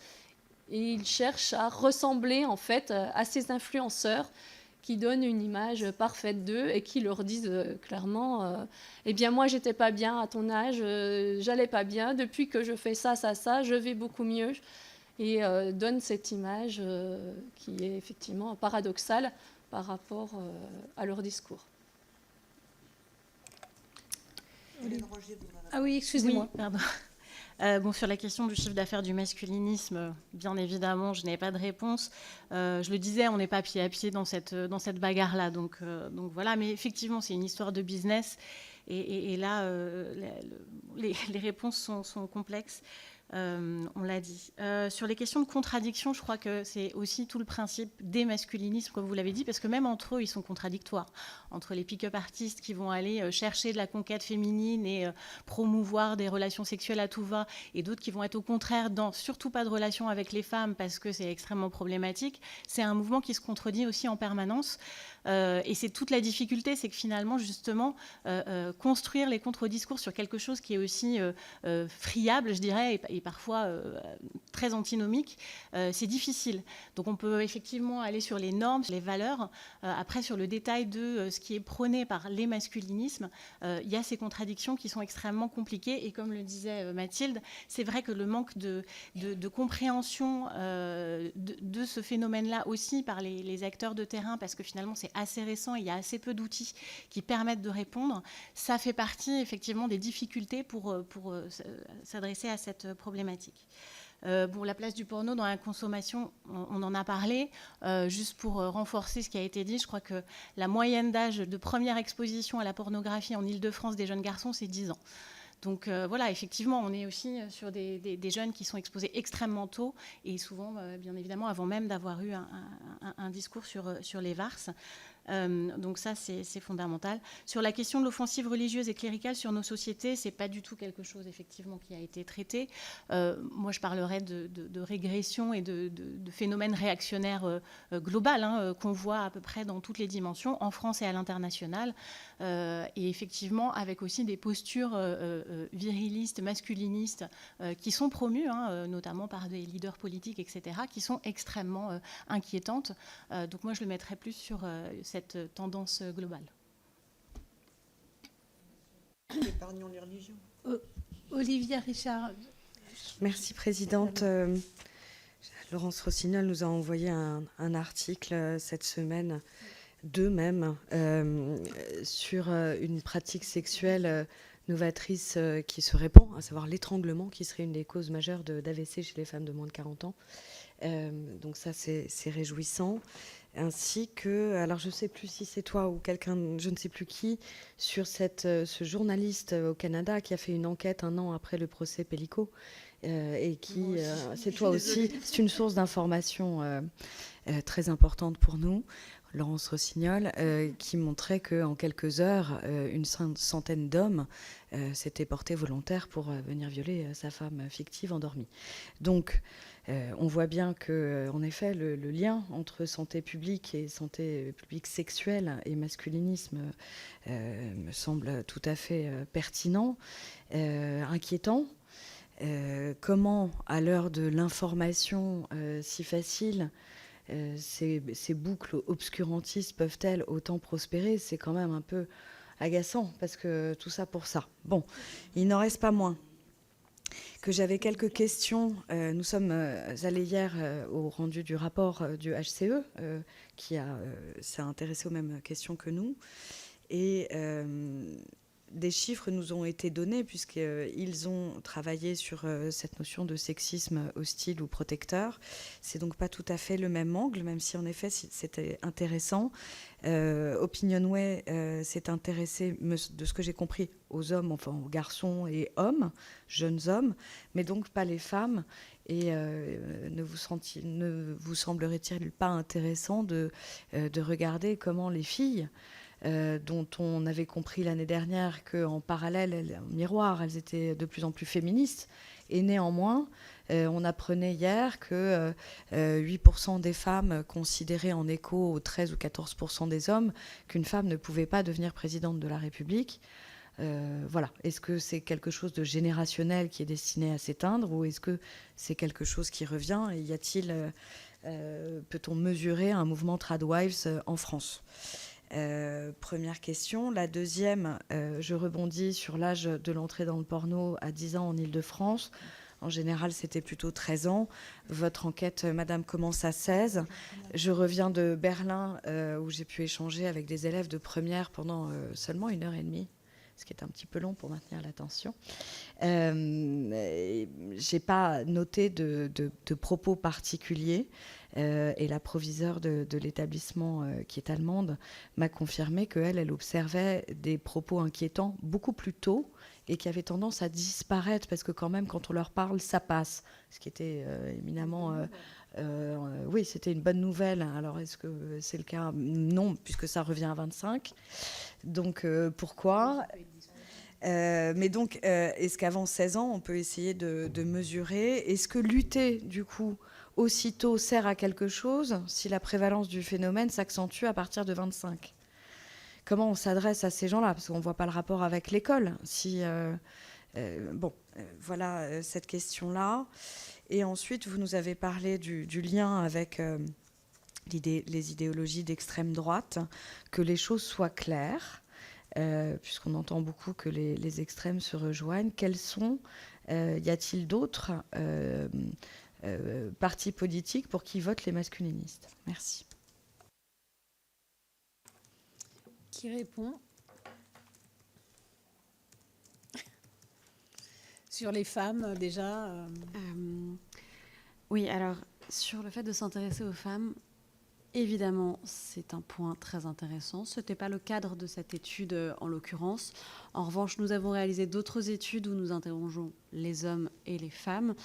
Et ce qu'on observe est assez intéressant aussi dans le sens où, effectivement, on observe... Alors, je ne sais pas si ce qu'on a observé, c'était plus de féminisme, en tout cas plus de progressisme chez les femmes, plus d'ouverture d'esprit, et en tout cas une tendance à aller davantage dans ces directions. Mais dans le même temps, une réelle imprégnation d'une culture de code masculin qui reste important et qui montre que, globalement... c'était sur un indicateur, par exemple, il me semble, sur le fait qu'un homme puisse être violent, mais tant que ce n'est pas physiquement avec une femme, ce n'est pas grave. C'était ça. Et les chiffres demeuraient malgré tout importants aussi auprès des femmes.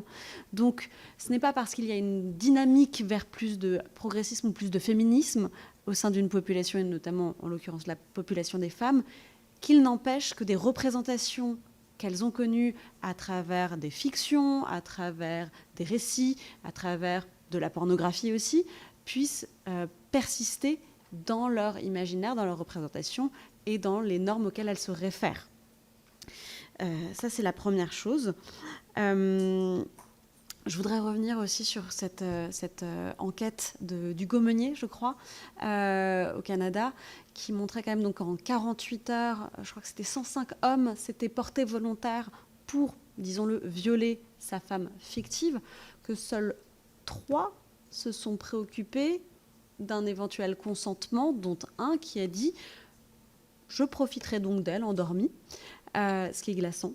Alors évidemment, il y a eu des signalements, donc on ne les compte pas dans les hommes répertoriés, mais on voit bien en tout cas qu'un sujet qui a quand même fait le tour du monde avec l'affaire Pellico ne provoque pas un bouleversement immédiat.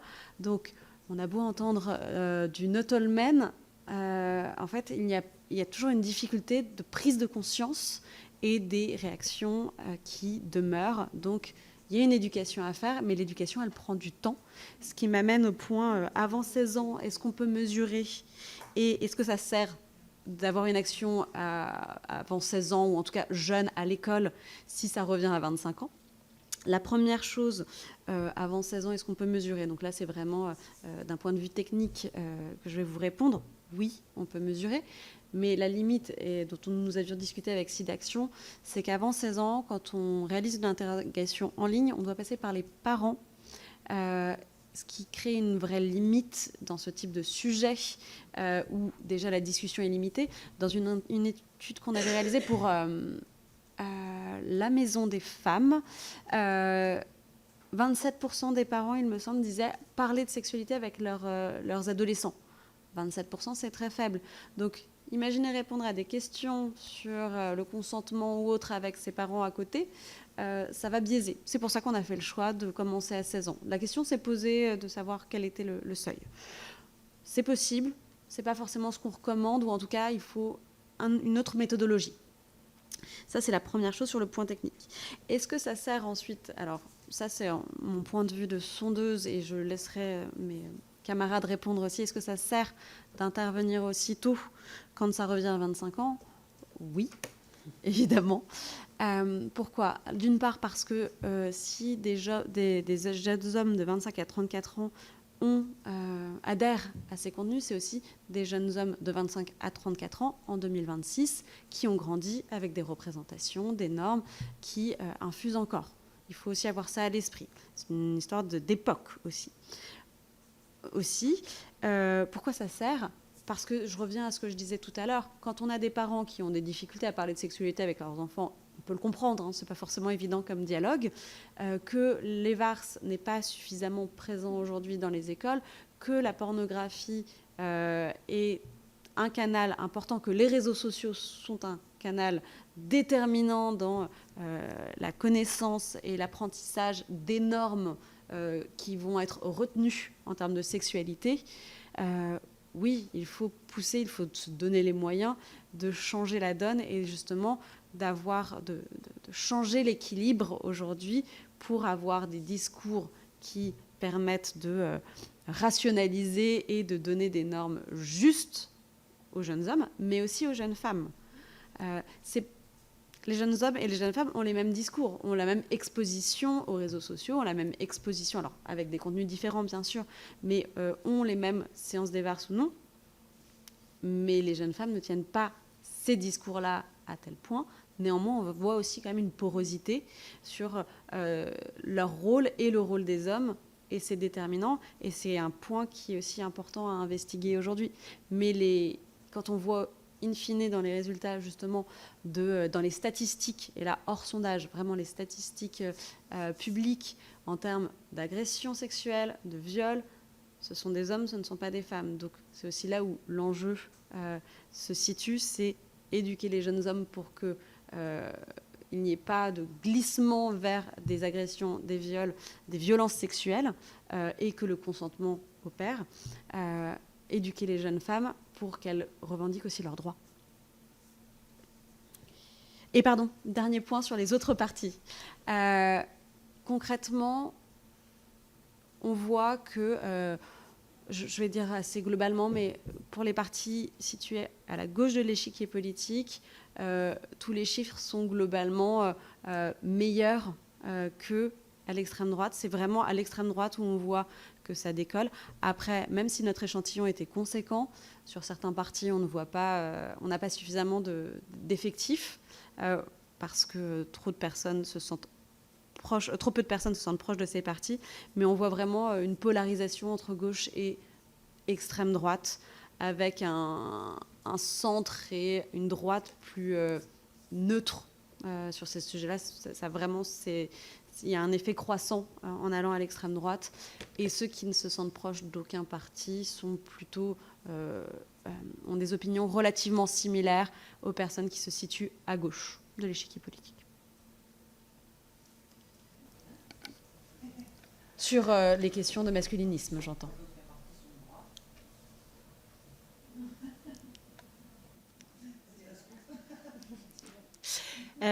Oui, juste quelques points pour compléter ce qui a été dit.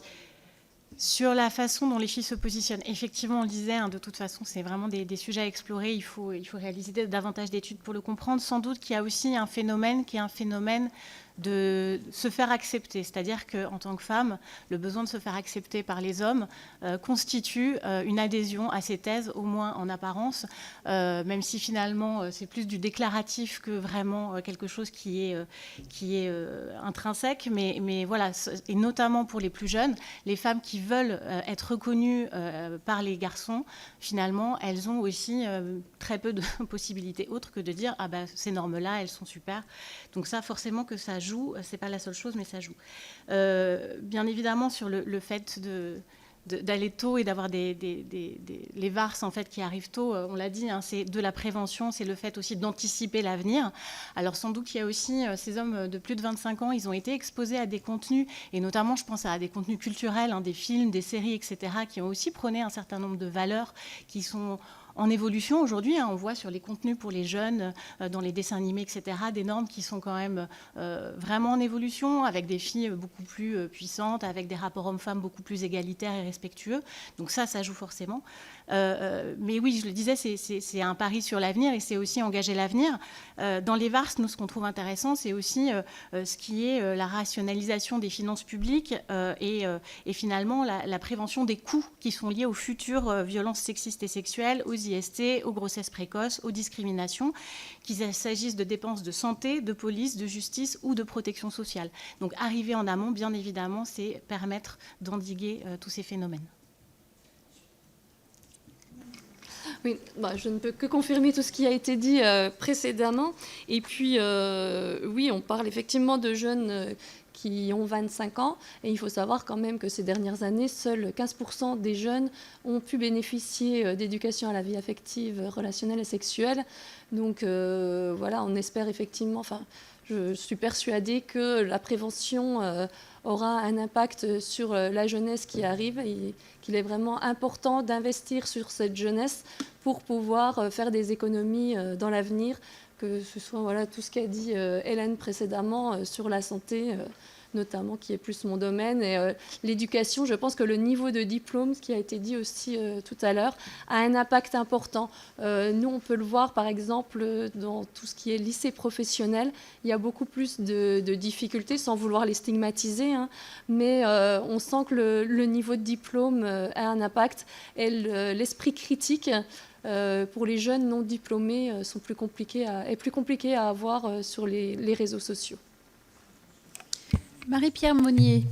Merci, Présidente. Alors d'abord, moi, je vous remercie pour vos propos, vos analyses, votre étude, le sondage, même si on parlait avec ma voisine, ça ne nous met pas le moral et qu'on sent vraiment que... Enfin, c'est déprimant, oui, tout à fait, et qu'il faut vraiment agir. On ne peut plus rester comme ça parce qu'on voit vraiment une montée en puissance et... Il faut faire quelque chose. Alors, je reviens sur les VARS. La présidente a posé le cadre quand elle a pris la parole et vous en avez parlé. Ça fait très longtemps à la délégation aux droits des femmes que nous portons ce sujet. Nous le portons aussi. Moi, je suis membre de la commission culture et je m'occupe d'éducation. J'étais prof toute ma vie. J'ai interpellé plusieurs ministres sur le sujet. J'ai quelques inquiétudes. C'est vrai que le programme a été défini, que ça a cadré et rendu les choses obligatoires. Pour le moment, on ne sait pas si elles le sont vraiment. Je suis inquiète du fait qu'on ait enlevé, parce que pour le primaire, pour le premier degré, c'est les VAR et il n'y a pas le S, justement. Or, c'est quelque chose d'important parce que je suis convaincue, comme vous l'avez dit, qu'il faut parler, il faut que les jeunes se parlent, il faut parler de ces sujets parce que c'est toute leur façon de vivre après, même la relation entre eux, entre elles, avec leur futur amoureux, amoureuse. Enfin, c'est tout un cadre qu'on met en place et qui est indispensable. Je suis aussi inquiète du fait qu'on ait éloigné les associations de cet enseignement parce que moi, je vis en ruralité. Je sais qu'il y a le planning qui est là, qui joue ce rôle et des associations et c'est un moyen pour eux de les faire rencontrer les jeunes et que les jeunes, après, puissent aller. Je parle de ruralité parce qu'il y a peu de structures par rapport à la ville où les enfants vont pouvoir avoir peut-être d'autres endroits. Chez nous, c'est très ciblé et si on ne leur permet pas de venir, ça sera un gros problème. Et enfin, sur ce sujet de l'EVARS, oui, le programme a été mis en place. Je ne suis pas certaine que l'ensemble des enseignants aient été formés. Quand j'ai posé au ministre la question de justement la ligne budgétaire dédiée, il m'a été répondu qu'il n'y en avait pas besoin puisque ça faisait partie du programme. Donc j'ai quelques inquiétudes et je me demandais si au niveau de la délégation, nous ne pourrions pas nous faire une interpellation précise au ministre. On l'a fait parfois déjà.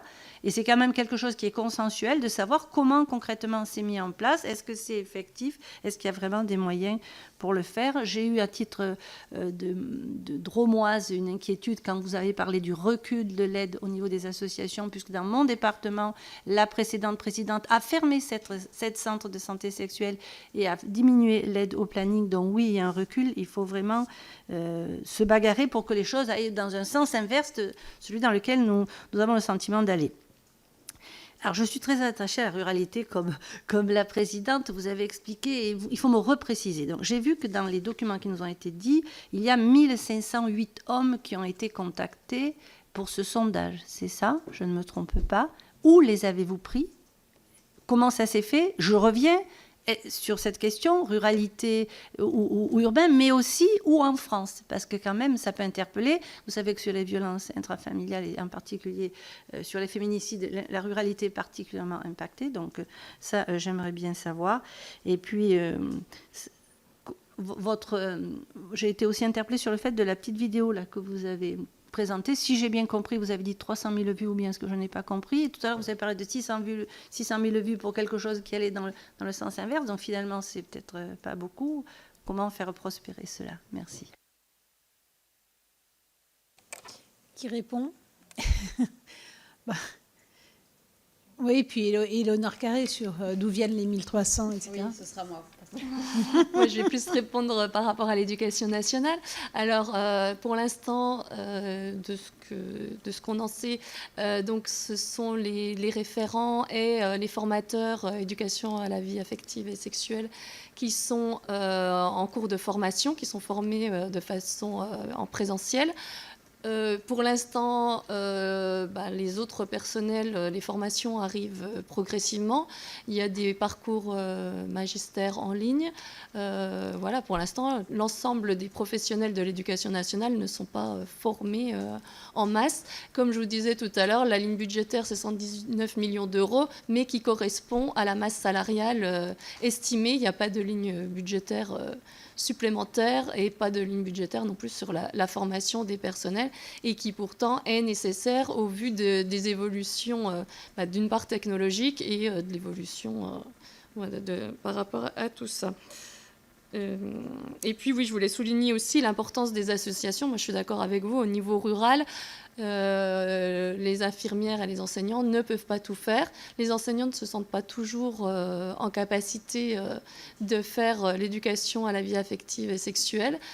Et en milieu primaire, le fait d'enlever le terme sexualité, c'est vrai que c'est inquiétant. Nous, quand on a participé au programme, c'est un terme qu'on refusait d'enlever. C'est important. Les jeunes, les enfants nous parlent de sexualité. Ce n'est pas nous qui allons lancer le sujet, mais lors de ces séances, on va répondre à leurs questions. Donc on ne peut pas élucider lorsqu'ils se parlent de choses plus précises, des choses qu'ils ont vues, de la pornographie, des images. C'est important quand même de répondre à leurs questions. Je continue sur les questions d'Eva, c'est notamment sur le rôle des associations. Effectivement, c'est fondamental, on l'a dit, hein, le financement et le fait que les associations puissent intervenir. D'ailleurs, il y a eu un peu une confusion sur le fait que les associations puissent intervenir en primaire. Normalement, ça a été levé, notamment dans la fac, je crois, sur le site du ministère de l'Éducation, mais il faut quand même refaire un vrai discours, et c'est pour ça qu'on appelle aussi à des campagnes d'information de la part des pouvoirs publics et du ministère pour défendre les VARS et pour expliciter les VARS, que ce soit au sein des établissements, mais aussi auprès des parents, pour que les parents le comprennent et l'intègrent, parce qu'il y a aussi beaucoup on n'est pas venu là-dessus, mais il y a aussi de la défiance et des questionnements de la part des parents sur ces séances des VARS, et il faut pouvoir répondre à ces questions, et le programme le fait d'ailleurs, puisqu'il permet de bien définir pour quelle classe d'âge, quels sont les contenus, etc. Donc ça a quand même un phénomène de réassurance qui est important.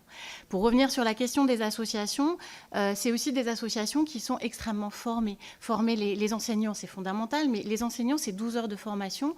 Une personne qui va intervenir au planning familial, c'est 170 heures de formation, avec un travail sur la posture, sur l'écoute, sur l'accompagnement des jeunes. C'est des temps dédiés à la veille pédagogique, pédagogique, à la création d'outils, ça garantit des connaissances actualisées et une réelle maîtrise du sujet qu'on ne peut pas attendre d'enseignants dont la matière principale n'est pas celle-ci et qui vont le faire sur la base du volontariat, bien évidemment, avec toute la bonne volonté possible et voilà, et qui vont le faire. Mais cette complémentarité, elle nous paraît essentielle aussi parce que finalement, pour des jeunes, aller parler sexualité, doute, questionnement à des adultes référents qui sont soit des parents, soit des enseignants, c'est bien évidemment extrêmement compliqué. Il faut des tierces personnes, il faut des alternatives qui puissent leur permettre d'être dans des endroits sécurisés où ils aient une parole complètement libérée et la plus simple possible. Enfin, sur la question de faire prospérer les vues, alors j'ai comparé, nous, l'ensemble de notre campagne, qui a fait 300 000 vues, à une seule vidéo sur la question du préservatif. Donc vraiment, encore une fois, on est dans une inégalité très importante. J'ai encore une fois pas la réponse, malheureusement. On a quelques pistes qu'on vous a données, mais j'aimerais pouvoir vous en dire plus.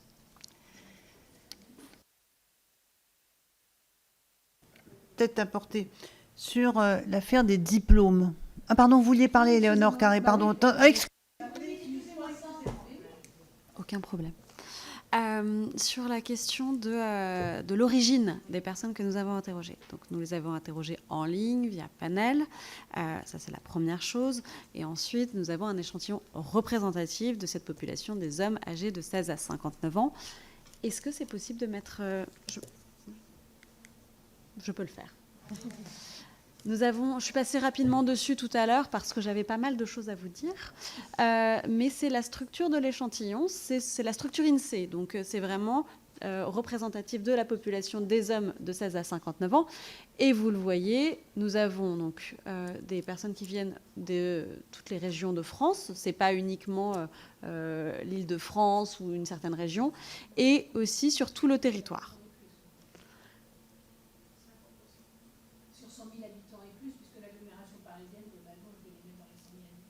Les 100 000 habitants et plus ici ne comprennent pas l'agglomération parisienne. C'est hors agglomération parisienne. C'est pour ça que je rajoute, et moi je dis que 100 000 habitants et plus, ça fait 50%, puisque Exactement. je mets l'agglomération parisienne dans les 100 000 habitants et plus. C'est tout à fait ça. Je les ajoute.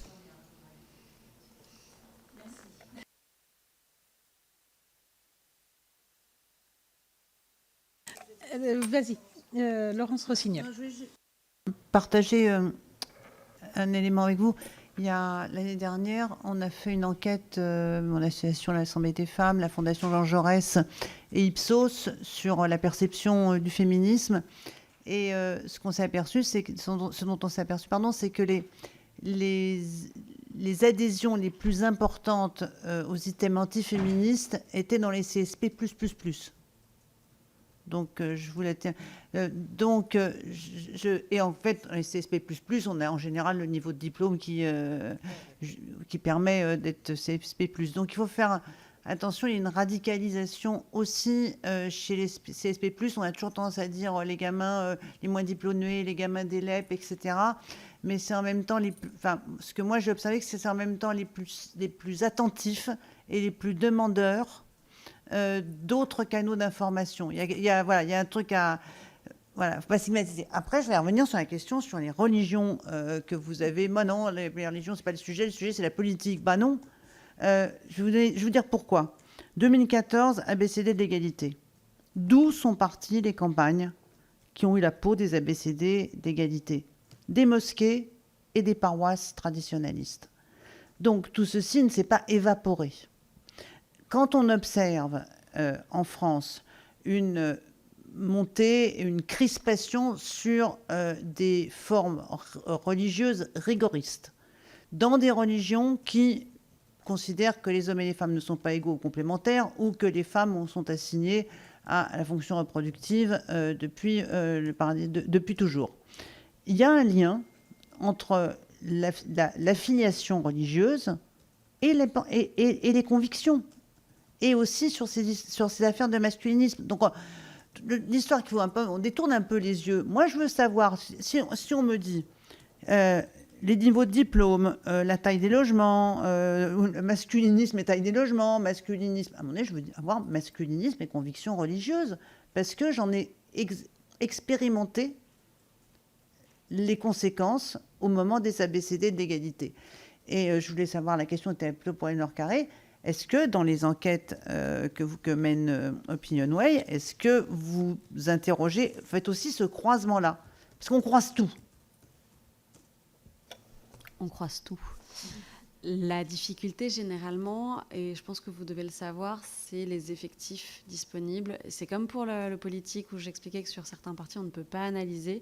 Ce qu'on observe aujourd'hui, globalement, sur un échantillon, s'il n'est pas très conséquent et qu'on veut l'analyser de manière sérieuse et fiable, c'est qu'on ne peut pas analyser certaines religions parce que les effectifs sont trop faibles. Globalement, ce qu'on peut observer dans un échantillon de 1500 personnes, si on n'a pas fait de suréchantillon, j'entends, et si on veut le faire de manière fiable et sérieuse, on ne peut pas regarder autre chose que religion catholique ou pas de religion. Donc, je ne peux pas me prononcer là-dessus sur la base de cette enquête. Exactement. Sur la question, parce que je trouvais ça intéressant ce que vous disiez sur l'enquête que vous aviez réalisée avec Ipsos sur les CSP+++. Effectivement, mais parce que c'est un fantasme aussi de garder l'idée que les discours d'extrême droite ne séduisent qu'une frange de la population populaire, ouvrière. C'est faux. Et c'est d'autant plus faux avec un renouvellement de l'offre politique qui donne aussi des arguments, des propositions qui séduisent des populations très CSP+, très conservatrices, qui s'y retrouvent et donc qui adhèrent aussi à des discours qui proposent, mais ça a été dit aussi, qui proposent de revenir à une composition des rôles traditionnels qui donnent à l'homme un rôle de pouvoir, de domination, aux femmes un rôle de soumission au foyer. Bref, une composition qui correspond à un imaginaire, pour le coup, fantasmé et idéal pour certains. Juste en complément sur la question des religions, mon propos n'était pas du tout de dire qu'il n'y a aucun lien. On voit aussi, nous, dans le travail qu'on mène, et notamment dans des groupes qui s'attaquent à l'EVARS, des groupes qui se revendiquent de certaines religions et de valeurs religieuses. Et de toute façon, on est bien d'accord qu'on voit peu de religions qui ont vraiment donné une image de la femme et des rapports hommes-femmes vraiment égalitaires. Donc voilà, c'était plus de dire, il y a aussi une instrumentalisation politique de ça qui s'en saisit et qui l'instrumentalise pour faire en sorte que les religions soient ramenées à ce niveau-là. Mais ce n'était pas de dire qu'il n'y a aucun lien avec les religions. Bien évidemment, il y a quelque chose qu'on peut voir de façon ténue. Après, c'est encore une fois des éléments qu'on n'a pas étudiés en tant que tels et sur lesquels il est difficile d'avoir une position affirmée. Oui, je voulais juste revenir également sur les religions. Effectivement, moi, c'est une question que je me suis posée. Est-ce que c'était peut-être lié à de l'intégrisme religieux ou pas? Et en discutant avec mes collègues infirmières, je me suis rendu compte que c'était pas uniquement la religion, en tous les cas, qui entraînait des propos sexistes, misogynes. Il n'y a pas uniquement, en tout cas, cette impulsion-là. Je dirais ouais, parce que je dirais que, selon où on est, donc la ruralité ne sera pas touchée de la même façon que la banlieue, mais on a une culture rurale, une culture banlieue, qui effectivement, avec des jeunes qui eux-mêmes ne sont pas forcément hyper religieux, mais sont quand même bien infiltrés d'un certain nombre bien abreuvés d'un certain nombre de critères, d'une culture dont ils sont imbibés et qui ne reflètent pas tout à fait l'égalité entre les hommes et les femmes. On est tout à fait d'accord. Autre commentaire aussi, j'ai l'impression qu'on a eu... je saoule tout le monde avec ça, je suis en train de lire, ou plutôt d'ailleurs d'écouter en audio La Maison vide, le dernier prix Goncourt, et où on raconte l'histoire de femmes, c'est début du siècle, début du XXe siècle, donc ça fait 120 ans aujourd'hui l'histoire, puisque 1904-1905, où la femme ne choisissait pas son mari. Et donc là, il y avait clairement un rapport de domination. C'est en France, c'est il y a 100 ans, et pense qu'on en est sorti il n'y a pas si longtemps que ça. Je rappelle quand même que premier compte en banque sans demander l'autorisation de son mari, c'est 1967. À peu près même période pour pouvoir enfin travailler sans avoir l'autorisation de son mari. Donc on voit bien qu'on a une culture et dont on pensait s'être un peu dégagé. Donc du coup, pour une génération que nous partageons pour certaines ici, on n'a pas eu ce sentiment parce qu'on a des mères qui s'étaient battues et puis du coup, nous, on était libres d'aller faire des études.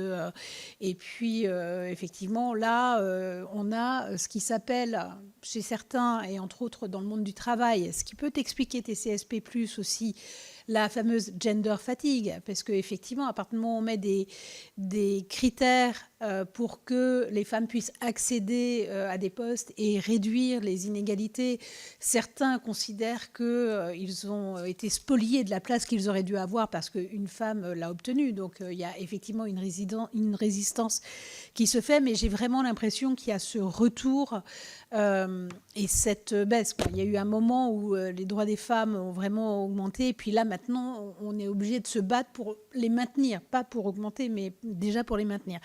Et le masculinisme vient évidemment dans tout ce magma où on va retrouver l'augmentation aussi des religions, parce que de l'inquiétude, donc tout ça est effectivement assez complexe. Et avec tous ces mouvements de masculinisme avec un S, franchement, parce qu'effectivement, c'est pas la même chose que d'avoir ceux qui ne veulent aucune relation avec les femmes, ceux qui veulent les collectionner, et puis en fait les incels qui sont très malheureux parce que les femmes ne veulent pas d'eux. Enfin, c'est quand même assez complexe. Et effectivement, je rebondis sur un petit commentaire de ma voisine, ce côté assez étonnant où ils vont se hiérarchiser entre eux, quoi, du mâle alpha pour finir par le mâle oméga, entre celui qui aura accès, enfin globalement c'est celui qui aura accès à la femelle et celui qui n'y aura jamais accès. On tombe dans un monde complètement animal. C'est quand même assez surprenant, et donc je pense que nous devons aider les hommes à se libérer de ces critères. Effectivement, alors malgré tout, je pense que plus on fait d'études, plus on arrive à sortir du complotisme, à aller chercher les informations en validant si elles ont des vraies sources ou pas des vraies sources. Donc, je veux toujours être positive, donc je vais essayer de parier là-dessus en me disant qu'effectivement, à la fois les VARS, si on arrive à le mettre en place, et c'est vrai que l'année dernière, on avait Elisabeth Borne qui était vraiment allante pour que ça se mette en place. Il y a eu un programme qui a été adopté. Maintenant, je pense que Marie-Pierre Meunier le disait, il sera de notre devoir d'aller regarder comment ça se passe pour de vrai et savoir si on a passé les 15% qu'on avait de base et si on a réussi effectivement à irriguer plus. Et du coup, Colombe Brossel souhaite réagir. C'est pas du tout pour prolonger nos débats. On a été nombreux à intervenir lors de l'examen du budget de l'éducation nationale en décembre sur cette question-là. La réponse du ministre a été de dire écoutez, c'est trop tôt. Et d'ailleurs, nous-mêmes, nous allons évaluer en décembre, si ma mémoire est bonne, puis nous allons continuer à évaluer après. Là, vraiment, c'est beaucoup trop tôt. Je ne reviens pas sur la ligne dédiée. Il y a sèchement répondu en disant on ne va pas faire une ligne dédiée pour toutes les matières du programme, ça n'a aucun sens. Je pense qu'il n'est pas inutile, maintenant que le mois de décembre est passé et que la première évaluation a été faite par le ministère, de demander à avoir ces informations et de continuer à peser, parce qu'on était un peu seuls dans cet échange. Et donc, nous allons effectivement continuer. Et puis, je pense qu'effectivement, il faut réussir à faire comprendre aux hommes comme aux femmes qu'on vit quand même beaucoup mieux quand on se respecte mutuellement et que ça donne des couples plus heureux que lorsque l'un des deux impose son désir et sa puissance à l'autre, alors qu'en partageant, franchement... je pense qu'on vit plus heureux. Donc ce serait peut-être le message à faire passer. Je ne sais pas comment on arrive à faire passer ça sur les réseaux sociaux, mais battons-nous pour essayer de dire qu'on a aussi le droit d'être heureux et de ne pas se torturer, qu'on soit une femme ou un homme, finalement. Donc, je vous remercie vraiment d'être venu. C'était assez intéressant. On va essayer aussi de diffuser bien la campagne, mais dont on avait parlé. Lors de votre campagne, j'avais été interrogée par un média qui avait quand même juste rien retenu de ce que j'avais dit, alors qu'on avait déjà commencé à travailler sur les masculinismes. Donc là aussi, je pense qu'il faut se battre pour réussir à vraiment faire passer les messages. Mais nous serons là à vos côtés pour cela. Merci. Merci à vous. Merci. Merci à vous.